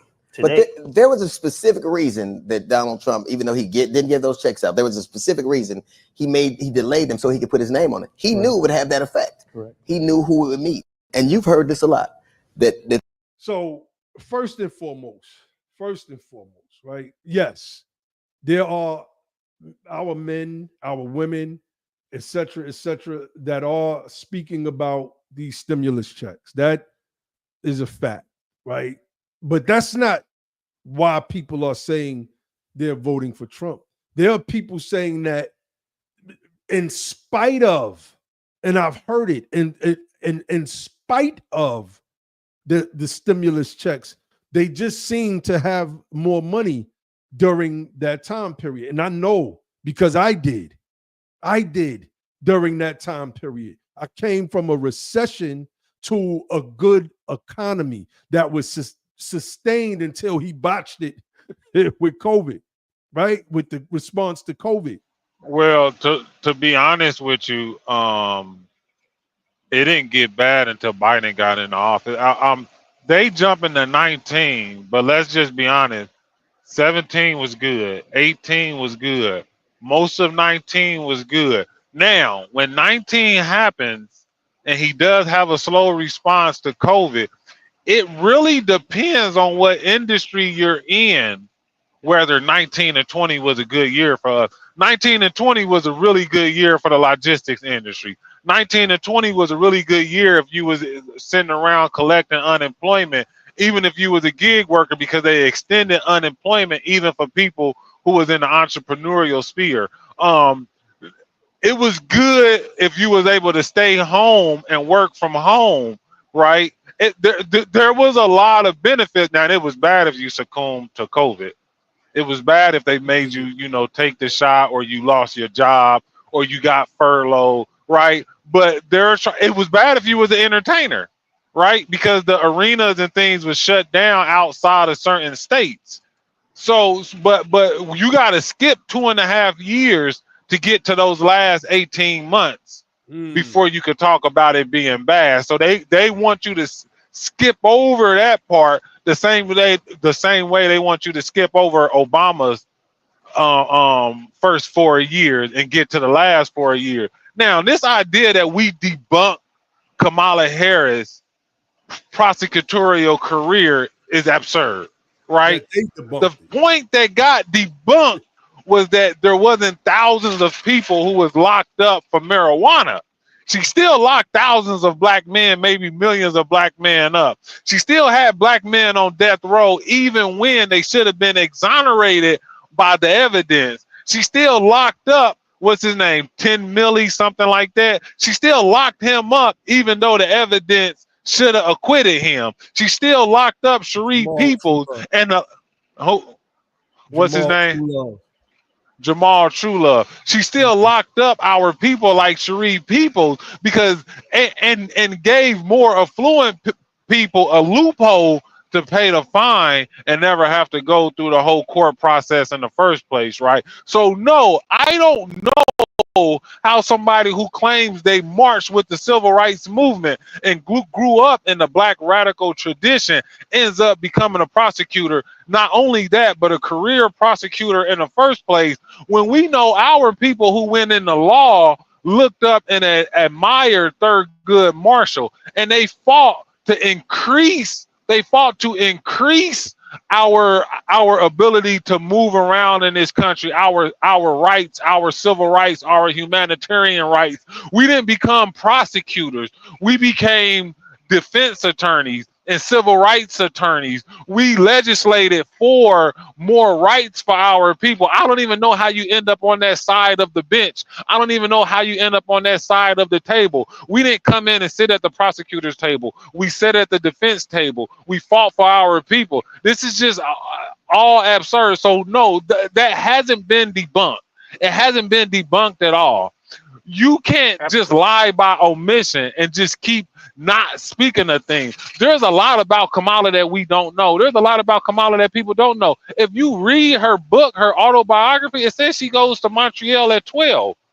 She goes to Montreal at 12. So before that time, we know she lived in Berkeley. We know she lived somewhere in Illinois because that's where her sister was born. We know she lived some time in Wisconsin. So when you talk about this middle class house that your mom bought, I need to know, was that in Montreal?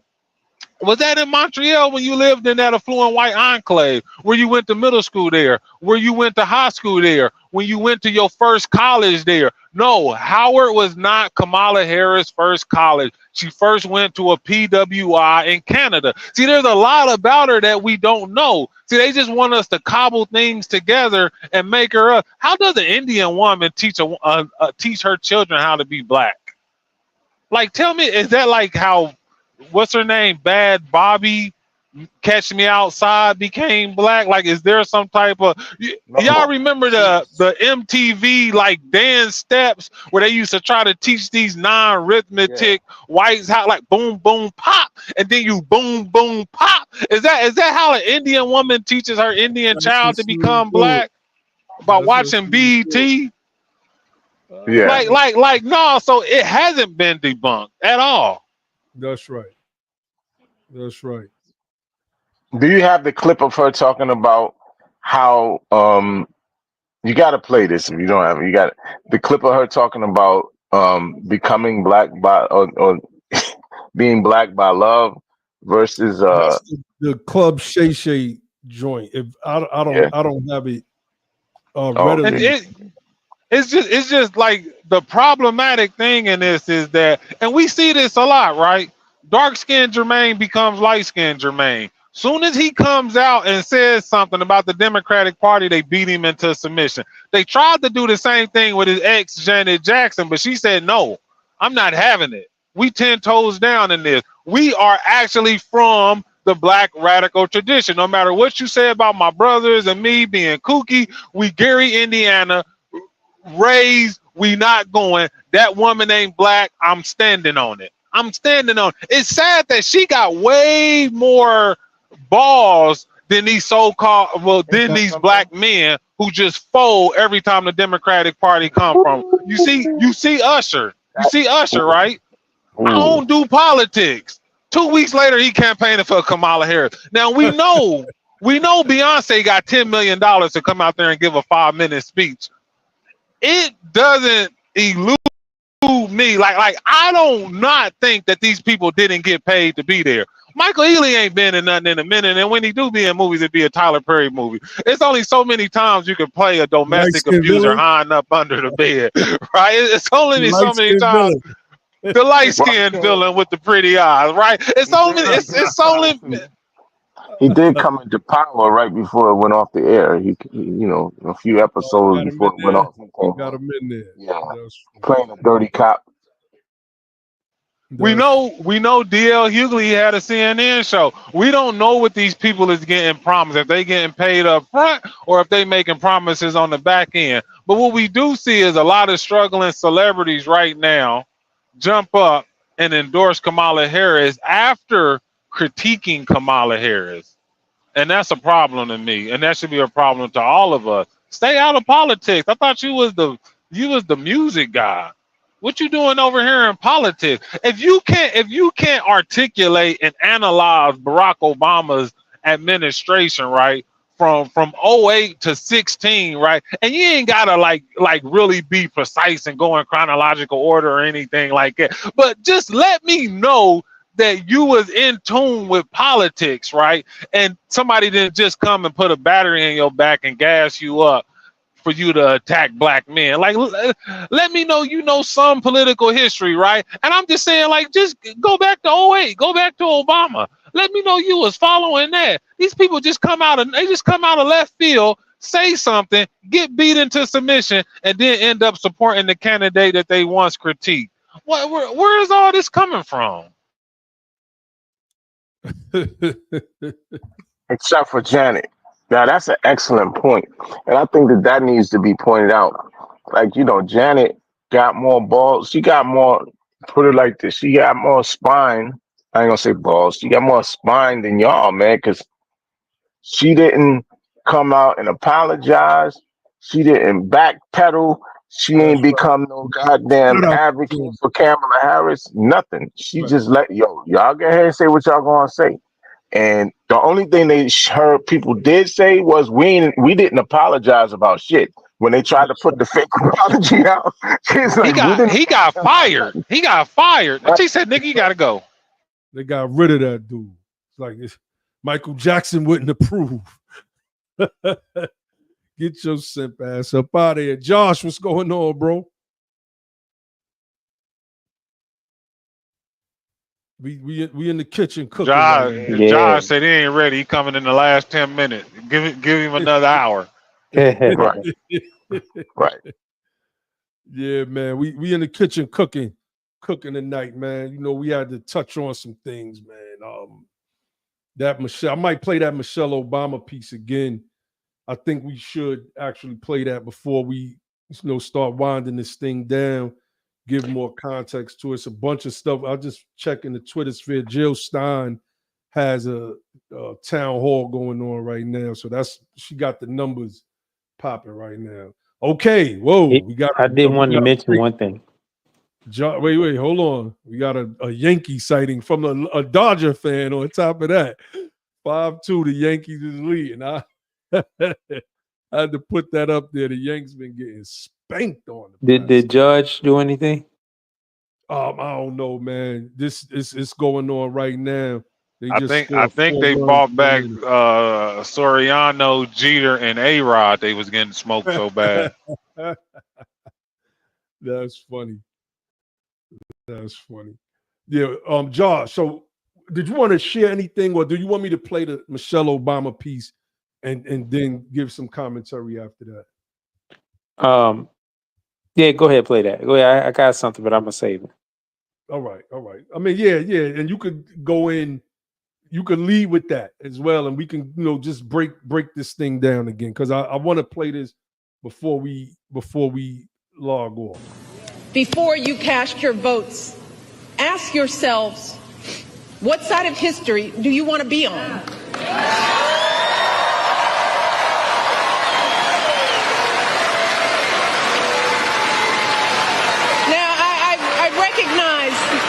That there are a lot of angry, disillusioned people out there upset with the slow pace of change. And I get it. It is reasonable to be frustrated. We all know we have a lot more work to do in this country. But to anyone out there thinking about sitting out this election or voting for Donald Trump or a third-party candidate in protest because you're fed up, let me warn you, your rage does not exist in a vacuum.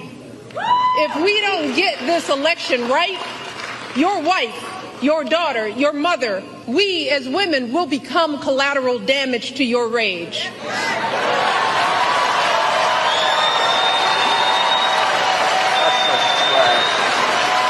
So, are you as men prepared to look into the eyes of the women and children you love and tell them that you supported this assault on our safety?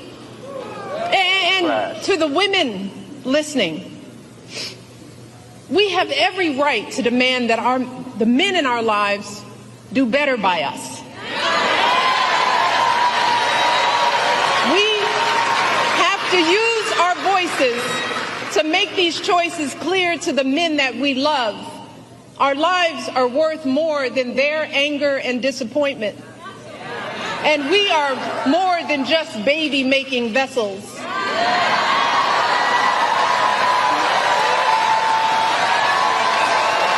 And if you are a woman who lives in a household of men that don't listen to you or value your opinion, just remember that your vote is a private matter. Regardless of the political views of your partner, you get to choose. You get to use your judgment and cast your vote for yourself and the women in your life. Remember, women, standing up for what is best for us can make the difference in this election. Man, that is just, that was like listening to fingernails scraping across the chalkboard for me, man. Yeah, Josh, what are your thoughts on that? I guess you could lead with what you wanted to get into and share your thoughts on what you just heard. I just wanted to say, you have different conversations with folks, and we doing this type of work, and you hear, just like we are, we do advocacy, we do education. We got two entities that have different purposes, and other people who are in this space have their entities, their organizations, and their causes. They do some of the work, and you talk to people, and you hear about just some people want to reach out to both people on both sides, or in a bunch of the different parties, and when you hear that somebody is reaching out to the Harris campaign or the Trump campaign, but let's say in this case, for example, the Harris campaign, with some serious asks, not like the unserious stuff that you heard from her when she came out with her quote unquote black man's agenda, but with serious asking, and then they basically get kicked to the curb, and it's like, all right, I mean, we know what it is.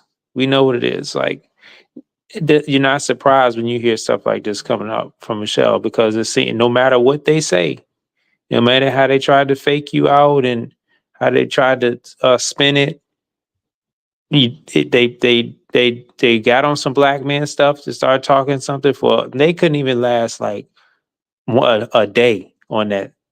before they turn right back around We went and right going to back to the playbook, divide Josh. and start talking about women as opposed to the family. That's right. That's crazy. Like, I'm not thinking about, see, you talking about divide up your family, divide up your, like, you get your own vote. I mean, I thought she stopped short of saying, like, if you got a household with a man and he's not going to vote for Harris, then you need to get out of the household. That's almost what it That's sounded like what she was Roland saying, Martin getting said. ready We to say to played me. that one. We played that one. Let me it's only 35 seconds. Because you said that, I want to play that again, and I want you to keep cooking. Look, what I'm trying to say is we see example after example where every single vote counts, which means that if there's somebody who is sitting in your house, who's eating your food, who's sucking up your Wi-Fi and your heat, if they are not going to vote, I suggest you tell them it's time for you to find another place to live. Kick them out. Kick them out. If you date the brother, he want to give you a tap on your shoulder, you like, that ain't happening unless you vote. Oh, no, you can't get none unless you vote for the Democrats. I'm just saying, Josh, like, how would you feel? Your wife is to the brothers. Before Josh answers, how would they know whether he voted for the Democrats or not? How would they know? He could tell them anything. Like, okay, yeah, I went and voted for the Democrats. Hey, ain't that what Michelle said? He doesn't have to know. Like, it sounded like she was given license for some other shit. When you really listen to what she was saying, like, this is a private matter. This voting thing is a private matter. So you could sneak out on your husband and go do this thing. If you really psychologically break down or psychoanalyze, I should say, what she's saying, and you could draw several different conclusions, man. That's just horrible. These people are horrible. They're horrible. Yep. And this is for those that think that we should just blindly vote for people that think so low of us. That will never, ever happen. Politics is moving in a new direction.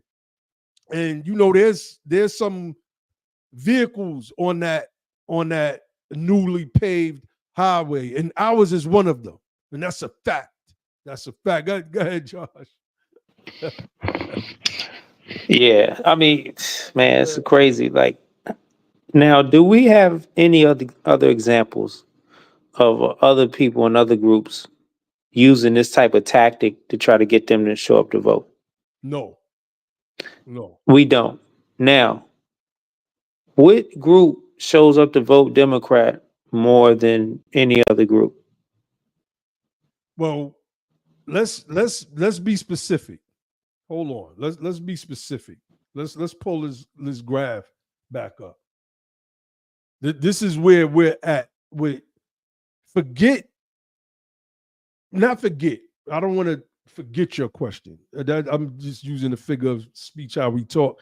But your question aside, even right now, polls show that Harris is getting 72% of the black men's vote. Latino men, 53%. White men, 36%. No, we're going to focus on the men that are giving their support already. I only pray that men hear people like Obama and D.L. Hughley, et cetera, and then say, you know what? I'm not voting for this chick. I was going to vote for her, but because these people think that I can't think for myself and that they have to speak to me in a scolding, paternalistic tone, I'm going to either not vote for her, vote third party, or vote for Trump. I'm hoping that. I'm just going to keep it official with y'all. Go ahead, Josh. Yeah, and then she's like, "Oh, your third party vote." So essentially, what you're saying is, this is not democracy. This is not. We don't really believe in democracy. We really believe in you, like, beating you down to make sure that power is only limited to us. You only have one choice. Anybody else that want to come and challenge this, all you're doing is you're just siphoning votes. You're not. So you don't really believe in democracy. So you just all of that democracy stuff, you saving democracy, that's just a lie.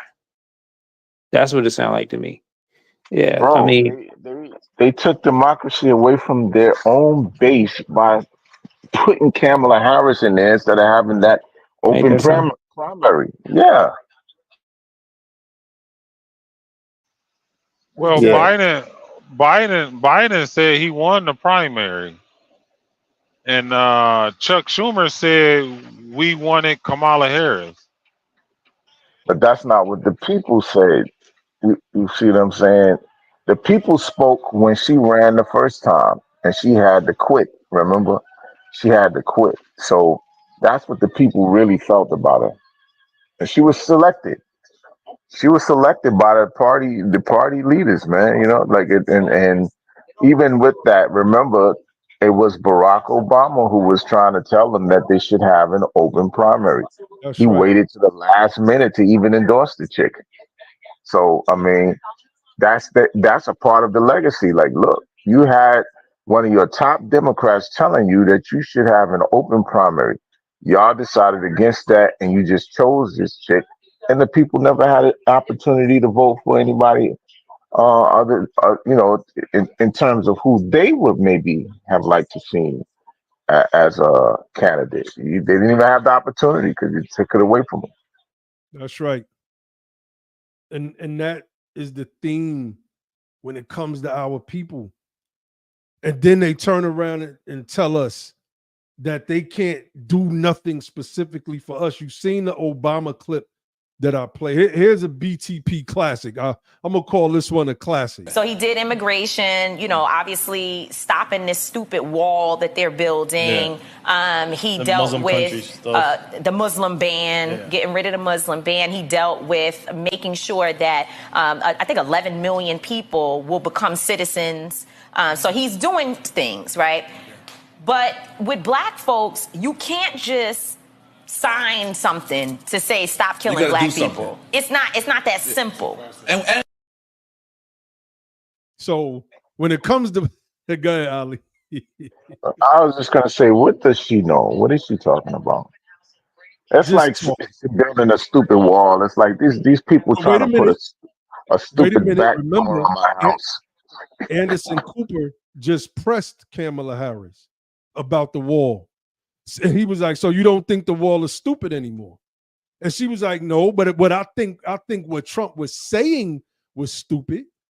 So wait a minute, you're not against the wall. Yo, he made her just look silly. These people. So when you hear Tamika Mallory running around talking about, oh, he stopped the stupid wall. No, they did not. What are you talking about? But these are the excuses that we get fed, especially us as men, and that we're supposed to somehow digest. We're supposed to digest it. And if we do not, then, well, there's something wrong with us. And when it comes to black people, you can't just sign something, is what she said. And we got people that is dumb enough to believe that. And I don't usually talk like that. But if you believe that, then you're going to perpetuate that while you watch your neighborhoods decay, while you watch gentrification happen, where it was all black people, all freedmen specifically. And now all of a sudden, it's all these other people. I seen it in my neighborhood when I just went back up to New York. I just seen it. And now you're voting for your replacement. What did Tamika Mallory say? Making sure that the 11 million illegals, I'm going to call them illegal aliens, become citizens. Why would you prioritize those people when you have freedmen in the United States of America who are suffering and who have been suffering for generations? Why would that need to be a priority? If you can sign something, just sign something for 11 million illegal aliens, why can't you just sign something when it comes to our people? She touted that as if it was a benefit to us. Right. Mind you, DACA started as an executive order. These people just be getting up there talking. two apolitical people having a political conversation. Like, stay out of Freeman business. Like, go help my son get his freestyles up off the ground or something. Stay out of political business. That's I would not your love to. forte. I would love to have another debate with Mike's on. That was funny. Let me just speak to that real quick. For those that do know, I had a debate with Mike's on.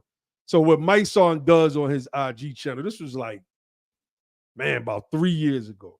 So what Mike's on does is, he thinks nobody that comments knows what they're talking about. And what was the debate about? It was about this very thing that we're talking about right now, the disrespect of our men.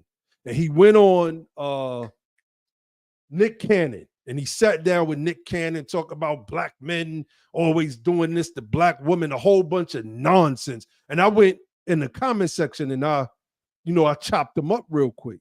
So he called me to come on his channel. I didn't know that, he was calling for me at first. I was just on, and he was like, I'm waiting for the brother. What's his name? Lord Abba. He was trying to, clown my name, Lord Abba. I was like, oh, he talking.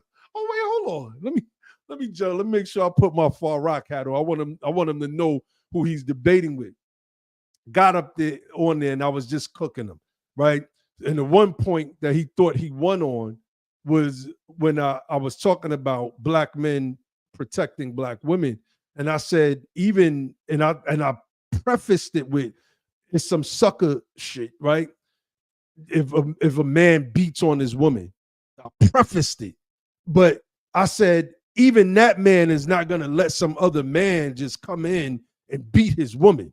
That's just not going to happen. Oh, he tried to, it's like, oh, finally I got a point that I can try to stick it to this guy with.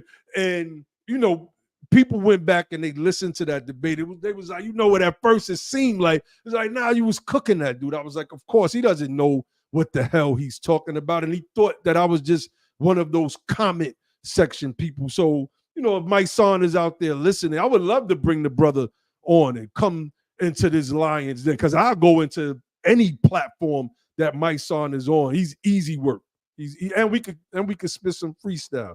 I still got a couple in the back. Shout out to Far Rock. But I'm just saying, man, yeah, go help that dude. Most of these people are silent. They're quiet because they see. You heard what Jermaine Dupri said. Jermaine Dupri said, this is what I'm hearing in the streets. This is what I'm hearing in the streets. And while many of those people that they're hearing that from might not be voting in this election, they probably didn't know the process, et cetera, et cetera.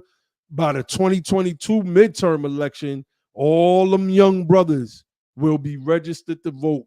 And we're going to make sure, we're going to do our part and be the power to ensure that the midterm elections, right? So if Trump is president, what you think? We're not going to hold your feet to the fire. Everybody's feet get held to the fire. Y'all got this thing confused if y'all think it's something. We're not in this to do cult worship. We don't rock with any of these people, to be honest with you. But we're going to demand that the people in power do the things necessary to pull our people out of this generational muck and mire. And that's just a fact. And we're going to hold their feet to the fire. And if things haven't changed, then we already have our contingency plan in place. But what we do know for a fact is that the Democratic Party practices the doctrine of benign neglect. Yeah, make them a few promises here and there, but do not do anything for them, anything. And that's exactly what has been the case. And we've experienced that over the past several years. Any of the men that want to jump on and give their 2 cents, the StreamYard link is in the chat. If not, we're going to start winding this thing down. So come through, jump on. Maybe you want to give some pushback and you want to debate us on some of what you heard. I know there's somebody listening that wants to give us some pushback. And I know it's hard. You can't make them bad arguments, right? When you live and in person, they try to do that on the Twitter space, come in and that don't work. It don't work here. But and like I said, in a few days, we want to make sure that we have one for the sisters as well. We want everybody to know that our sisters are not falling for that nonsense. They're not here for this feminism, divide our families up, gender divide BS. We're not having that, man. It's over with. And this election is going to prove that. And regardless of what happens over Trump's first 2 years, we're going to ensure that the power is within our hands. We at Be the Power had a plan, and we've been working that plan to a T. And like every other plan, there has been bumps and hiccups, etc., etc. But we are at the end of the 5-year educational, and everything that we've taught over the past couple years, especially those things that we have refined and perfected knowledge wise, has come to fruition and has been validated by the Supreme Court, especially in this country. And we're starting to hear on mainstream media people like Nicole Hannah-Jones, after myself and Ali has shared information on her tweets about this freedman status. And now she's on with Ali Velshi talking about freedman status, and sitting down with Michael Harriot, and I can't think of that other guy's name, Tremaine something, I believe it is, talking about freedman status and reestablishing an Office of Freedmen Affairs in this country. The message that we set out with being an educational or political educational advocacy group is now bearing fruit. And we ask everybody, come through, come rock out with us, move with us. Let's move together. Go visit our website, usadof.org. Become a member. And for those that are members, we have a membership meeting this weekend. We have a powerful membership meeting. We start moving some things. Shout out to my family up in Boston, our sister Antonia Edwards, our brother Jonathan Bryant, and his family that came out to support. We had a debate with NARC and in Cobra, and Cam Howard had to fill in because it was me and Ali, and there was supposed to be 2 people representing in Cobra, and at the least the Pan-African position. And everybody backed out and left one of the brothers up there. And I, suggested to the people that were throwing the event that they, call Cam Howard. I was joking, to be honest with you, but they actually got Cam Howard involved. And I'm glad he came through, because, we got a chance to do what we do and show that, hey, yo, brother Cam, this is a passing of the guard right now. And I gave honors to John Conyers and Narcan and Cobra back in those days, right? Before, they have the jam IURs and Kichi Taifas and these hateful obstructionists that's trying to impede our progress and stymie what we're doing insofar as remedial justice. But those people that helped to craft HR 40 back in those days, or back in that day, but now, we are the future of our people's civil rights in this movement. And we believe that we have every tool possible to move this thing forward. And so go visit our website, usadof.org. Also visit our Be the Power website, bethepower.org. This is a stream for the brothers. We have a link called Men at the Head. And unlike Michelle Obama, we're not trying to separate our men from our women. Instead, we're trying to empower our men so that they can find their voices again and find their roles as leaders in their families, in their households, and in their communities again. Without men leading in the communities, we've watched the decay that has happened and how our young men are going through what they're going through. I looked at that little Dirk mugshot yesterday, and I just gazed at it for about 20 seconds, and I realized that this is my son, this is my nephew, this is my youngest brother, or my little cousin. Like, that's who that is. And this is the light that we resorted to due to what America did to our people, and that we lived in this other America that Martin Luther King Jr. spoke about.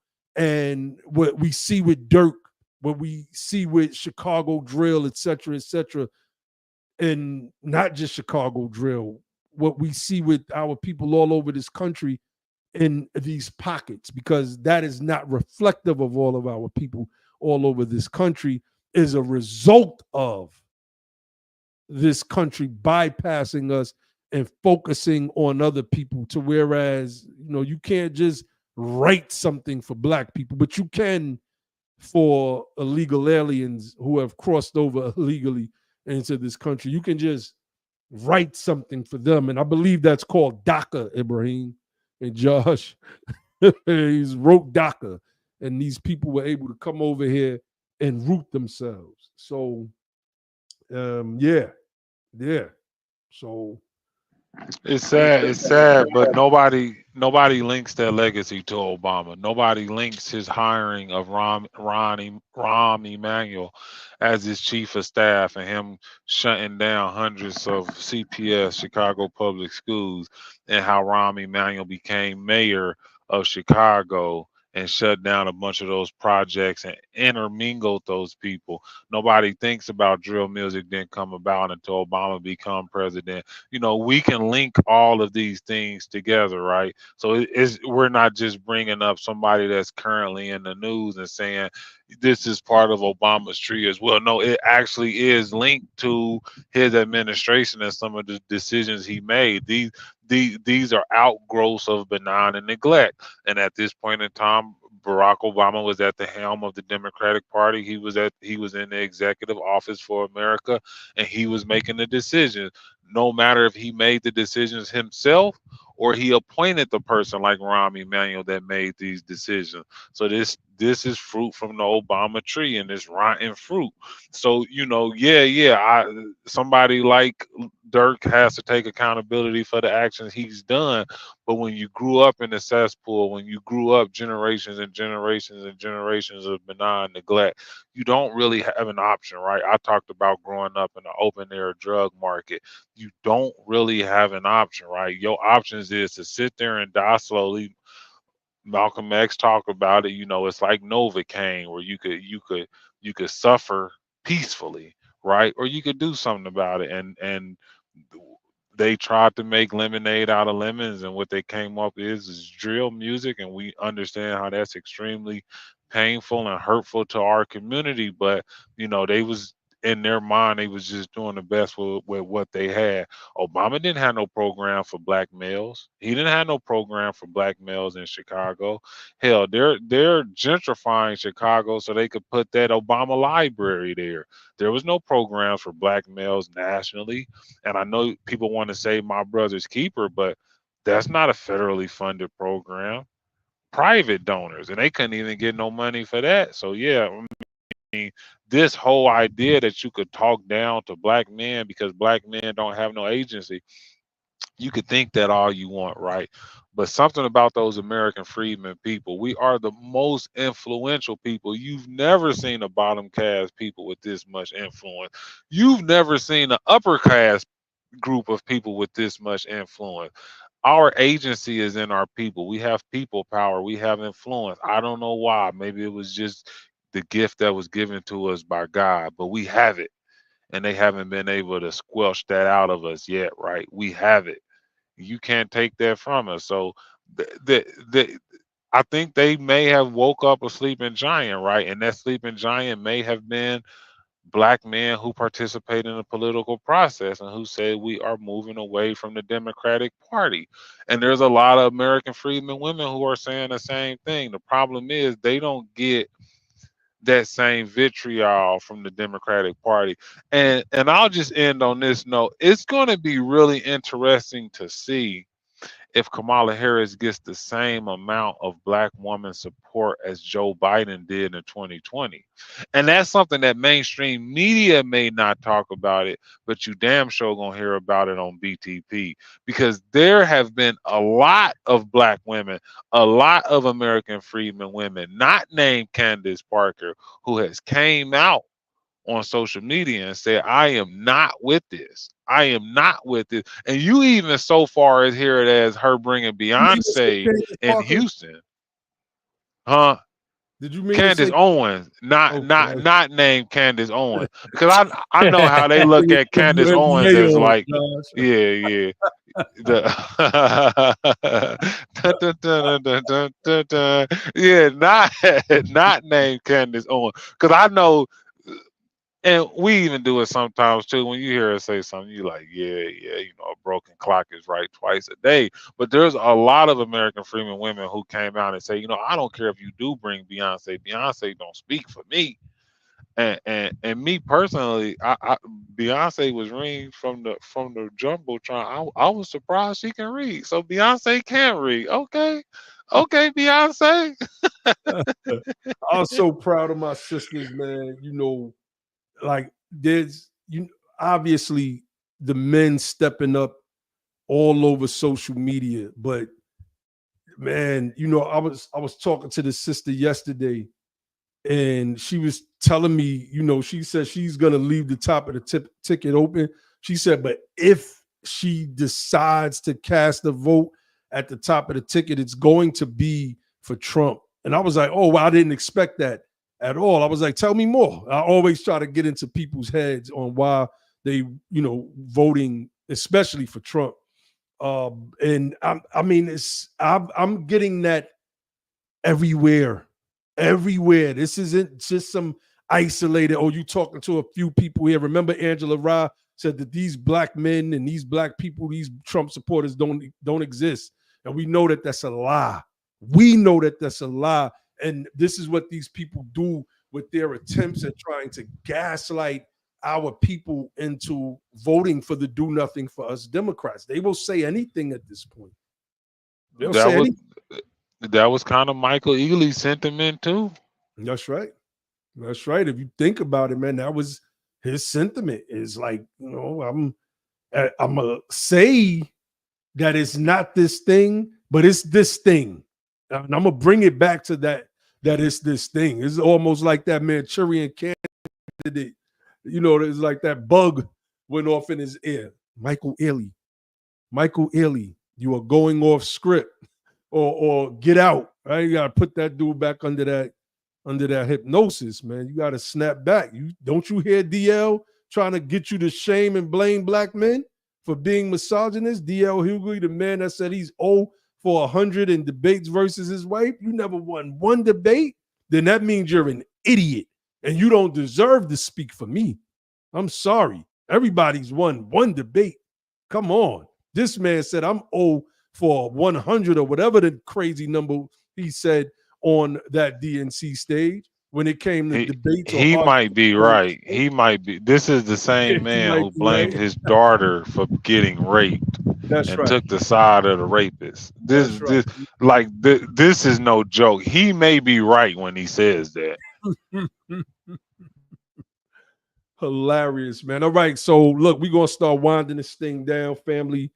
This has been a great stream. My brother Josh want to add some more. Definitely go in, bro. This has been this is what we wanted. We wanted to talk to the men, and we wanted to talk for real men out there that are not being shamed into voting for someone, not being shamed because they're voting for someone. Like I've not heard too many people diss people that's voting for Kamala. It's just crazy to me, man. Like it's like, you voting for this Indian woman? You need to, what is wrong with you? Like, but this is what you hear from the people that support Kamala, and you say that you're voting for Trump. This is exactly what you hear. It's like, we're gonna shame you, man. And there's no way that we're not going to shame you for not voting. It's not that you're not voting for Kamala. That's not it. The Democratic Party is a cult. And I'm not going to say that the Republican Party is not. The problem with the cult members on the Democratic side is that they don't realize that they're in a cult. They're just repeating talking points. That's all you hear is talking points. I ask the same questions and I get the same exact answers. I get the same exact deflections. I get the same exact moving of the goalpost. I get the same exact ignoring of Kamala Harris's record every single time. What about her record? Here's the proofs. We don't need to embellish. We don't need to make up anything. Yes, we could talk about Donald Trump being a racist, but we covered that right here on Be the Power. And we determined, based on what we were able to show historically, that it was impossible for him to be a racist. Not if we're going by the definition of racism. We gave a fair assessment, right? We talked about the Central Park Five. I thought Trump was wrong for taking out that ad and that he should have apologized. But that wasn't policy. That was a white Democrat in a white Democrat city where these young 5 black boys were being prosecuted by Linda Fairstein, who was a Democrat. The mayor of New York at that time, Democrat. All of these people were Democrats. The same party that you want me to blindly cast my ballot for, that the media, the ones that's dissing Trump right now, that you watch The View on, ABC, and that the CBS News in New York, and NBC and its affiliates on cable news network, MSNBC and CNBC and CNN, all of these platforms were castigating these 5 young innocent men as if they were criminals. They were leading the public to believe that they were criminals. These are the same news outlets that are against Donald Trump right now. Make it make sense. Make it make sense. And these are the people that are manipulating people's minds into believing that the man that they touted for all of these years is now evil and racist, and he's holding a Klan rally at Madison Square Garden and all of this other nonsense. I'm not up here to defend Trump. I'm up here to hold up a mirror to reflect your utter hypocrisy. And we've done that a time or two on this platform. It's just a reflection of your utter hypocrisy. And right now, you're going to get hit with some of that, as my sister Sonny says, scorching irony right now. That scorching irony. Those scorching embers is going to touch some asses right now. Pause. Now, let me stop saying. I ain't gonna keep that nonsense going. Yeah, that's what they called it. They called it a Nazi rally at MSG. Now, if you think about the Nazi rally back in the days, I don't know if no black people got up there and spoke at that rally. I don't know if they let blacks and Jews speak at Nazi and KKK rallies. But this is what they're feeding the people. This is what they're feeding the public. The same Trump that said he would choose the black woman, Oprah Winfrey, for his running mate. When I'm just trying to figure out, when did the racism start? When did the being a racist thing happen? I want that explanation from the people that's telling me that I shouldn't vote for Trump because he's a racist. When did this start? Oh, he groped women and he did this to women and all of these different things. He probably did. He probably did. But he's in political office now, and he's promising certain policies that I can agree with. Do I excuse Kamala Harris's office for locking up black men that she knew was innocent, but she was trying to make a political statement for the very white men that you say Donald Trump is now? Oh, we're excusing that? That stuff doesn't count? The one sin is worse than the other sin? Or does the one sin outweigh the other sin, or is sin equal? I don't know. But what I'm doing is holding up the mirror of hypocrisy right now to the faces of everybody that tries to castigate people for either voting Trump, voting third party, or preferring the couch this election season. Next Tuesday, Matter of fact, my mind is made up.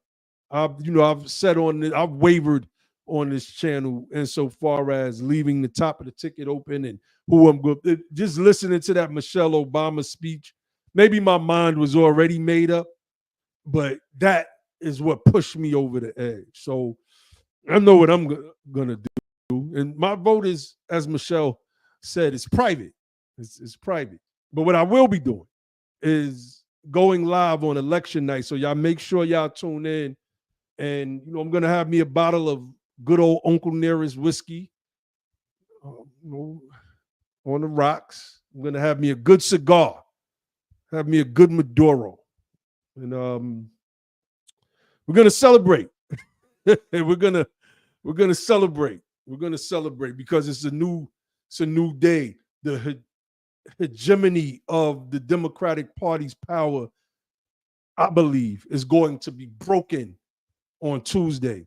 And in 2024, in the midterms, this momentum is going to carry with this new fledgling political movement, which have men at the head and those women that are not with that BS right beside them, leading the way forward for our families to recover and be the best versions of ourselves in this American society.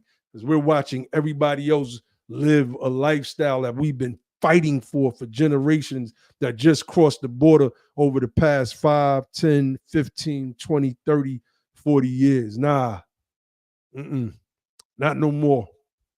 Not no more. So y'all make sure y'all tune in. But I'm going to try to coordinate a stream over the next couple of days with the sisters. So all of the sisters who would like to participate, y'all make sure, get at me. I'd like for all my sisters to jump on. I would love to host a panel with all of the women that's not for this Democratic Party fuckery and what they're trying to push and how they're trying to denigrate our men and denigrate manhood. And that wicked speech by Michelle Obama, man, that was just pure wickedness. And of course, the numbers jumped 100 right as we are about to end it. But I just want to thank everybody for tuning in and listening to us and hearing us out, because our voices are important, and you need to understand that you're going to hear more of these voices moving forward. You're going to hear more of the voices of our men moving forward. And yes, Sister Deluxe, BTP is always consistent, and we've been on this, and we've been the same, unchanging from day one. For those that been watching us since we did our first stream, what was that, 2019, or was that the beginning of 2020, I believe? We've been consistent, persistent, and the fruits of our labor are starting to pay off. We have been in political discussions with some people, with politicians across this country, and they're giving us ear. They're giving us ear, and just for all of you people that said you guys are a little too rough around the edges. Well, I mean, it is what it is. What was that saying when we was young? Girls is made of sugar and spice and everything nice. The boys is made of snakes and snails and puppy dog tails. I mean, we men at the end of the day, we better be a little rough around the edges. I know I am. And I ain't losing my edge for nobody, for Michelle or the people, the legion that she commands. Nobody. So and we're gonna keep pushing it and doing our things, doing things our way. We know how to sit down and talk to people when we're in the room, and people respect what we have to say, and they respect what we share with our, from our perspective, and how we back it up with historical facts, constitutional facts, judicial facts. I mean, we've always been nothing but a series of sources and resources. And so, I want to give a shout out to my team, even those brothers that helped build this thing, like Brother Grimm and Brother Logic, whom you no longer see on the platform, but they're still here. Be the power is them as well. They'll be the power as well forever. So it is what it is. So, fam, we're gonna shut this thing down, man. Thank you all for listening. And let's go. Sisters, hit me up, man. Let's put this live stream together. What's today? Wednesday? No, today is Tuesday. Let's do it for Thursday. I'm thinking Thursday night may be a good night for us to run the stream, or hell, maybe tomorrow night. I don't know. But let's let's get our sisters' voices heard on this topic. I think the rest of everybody else needs to know what the women think about what's going on with the Democratic Party and how they're trying to pressure them to break up their homes and, you know, disrespect their brothers and their fathers and their sons and their male cousins and male family members, etc., etc., etc. So that's right. Become the power, man. And that's our motto around here. Our motto is don't just fight the power. Don't just fight the power. Become the power. And then and only then will you have the power to make a change. With that, I say peace.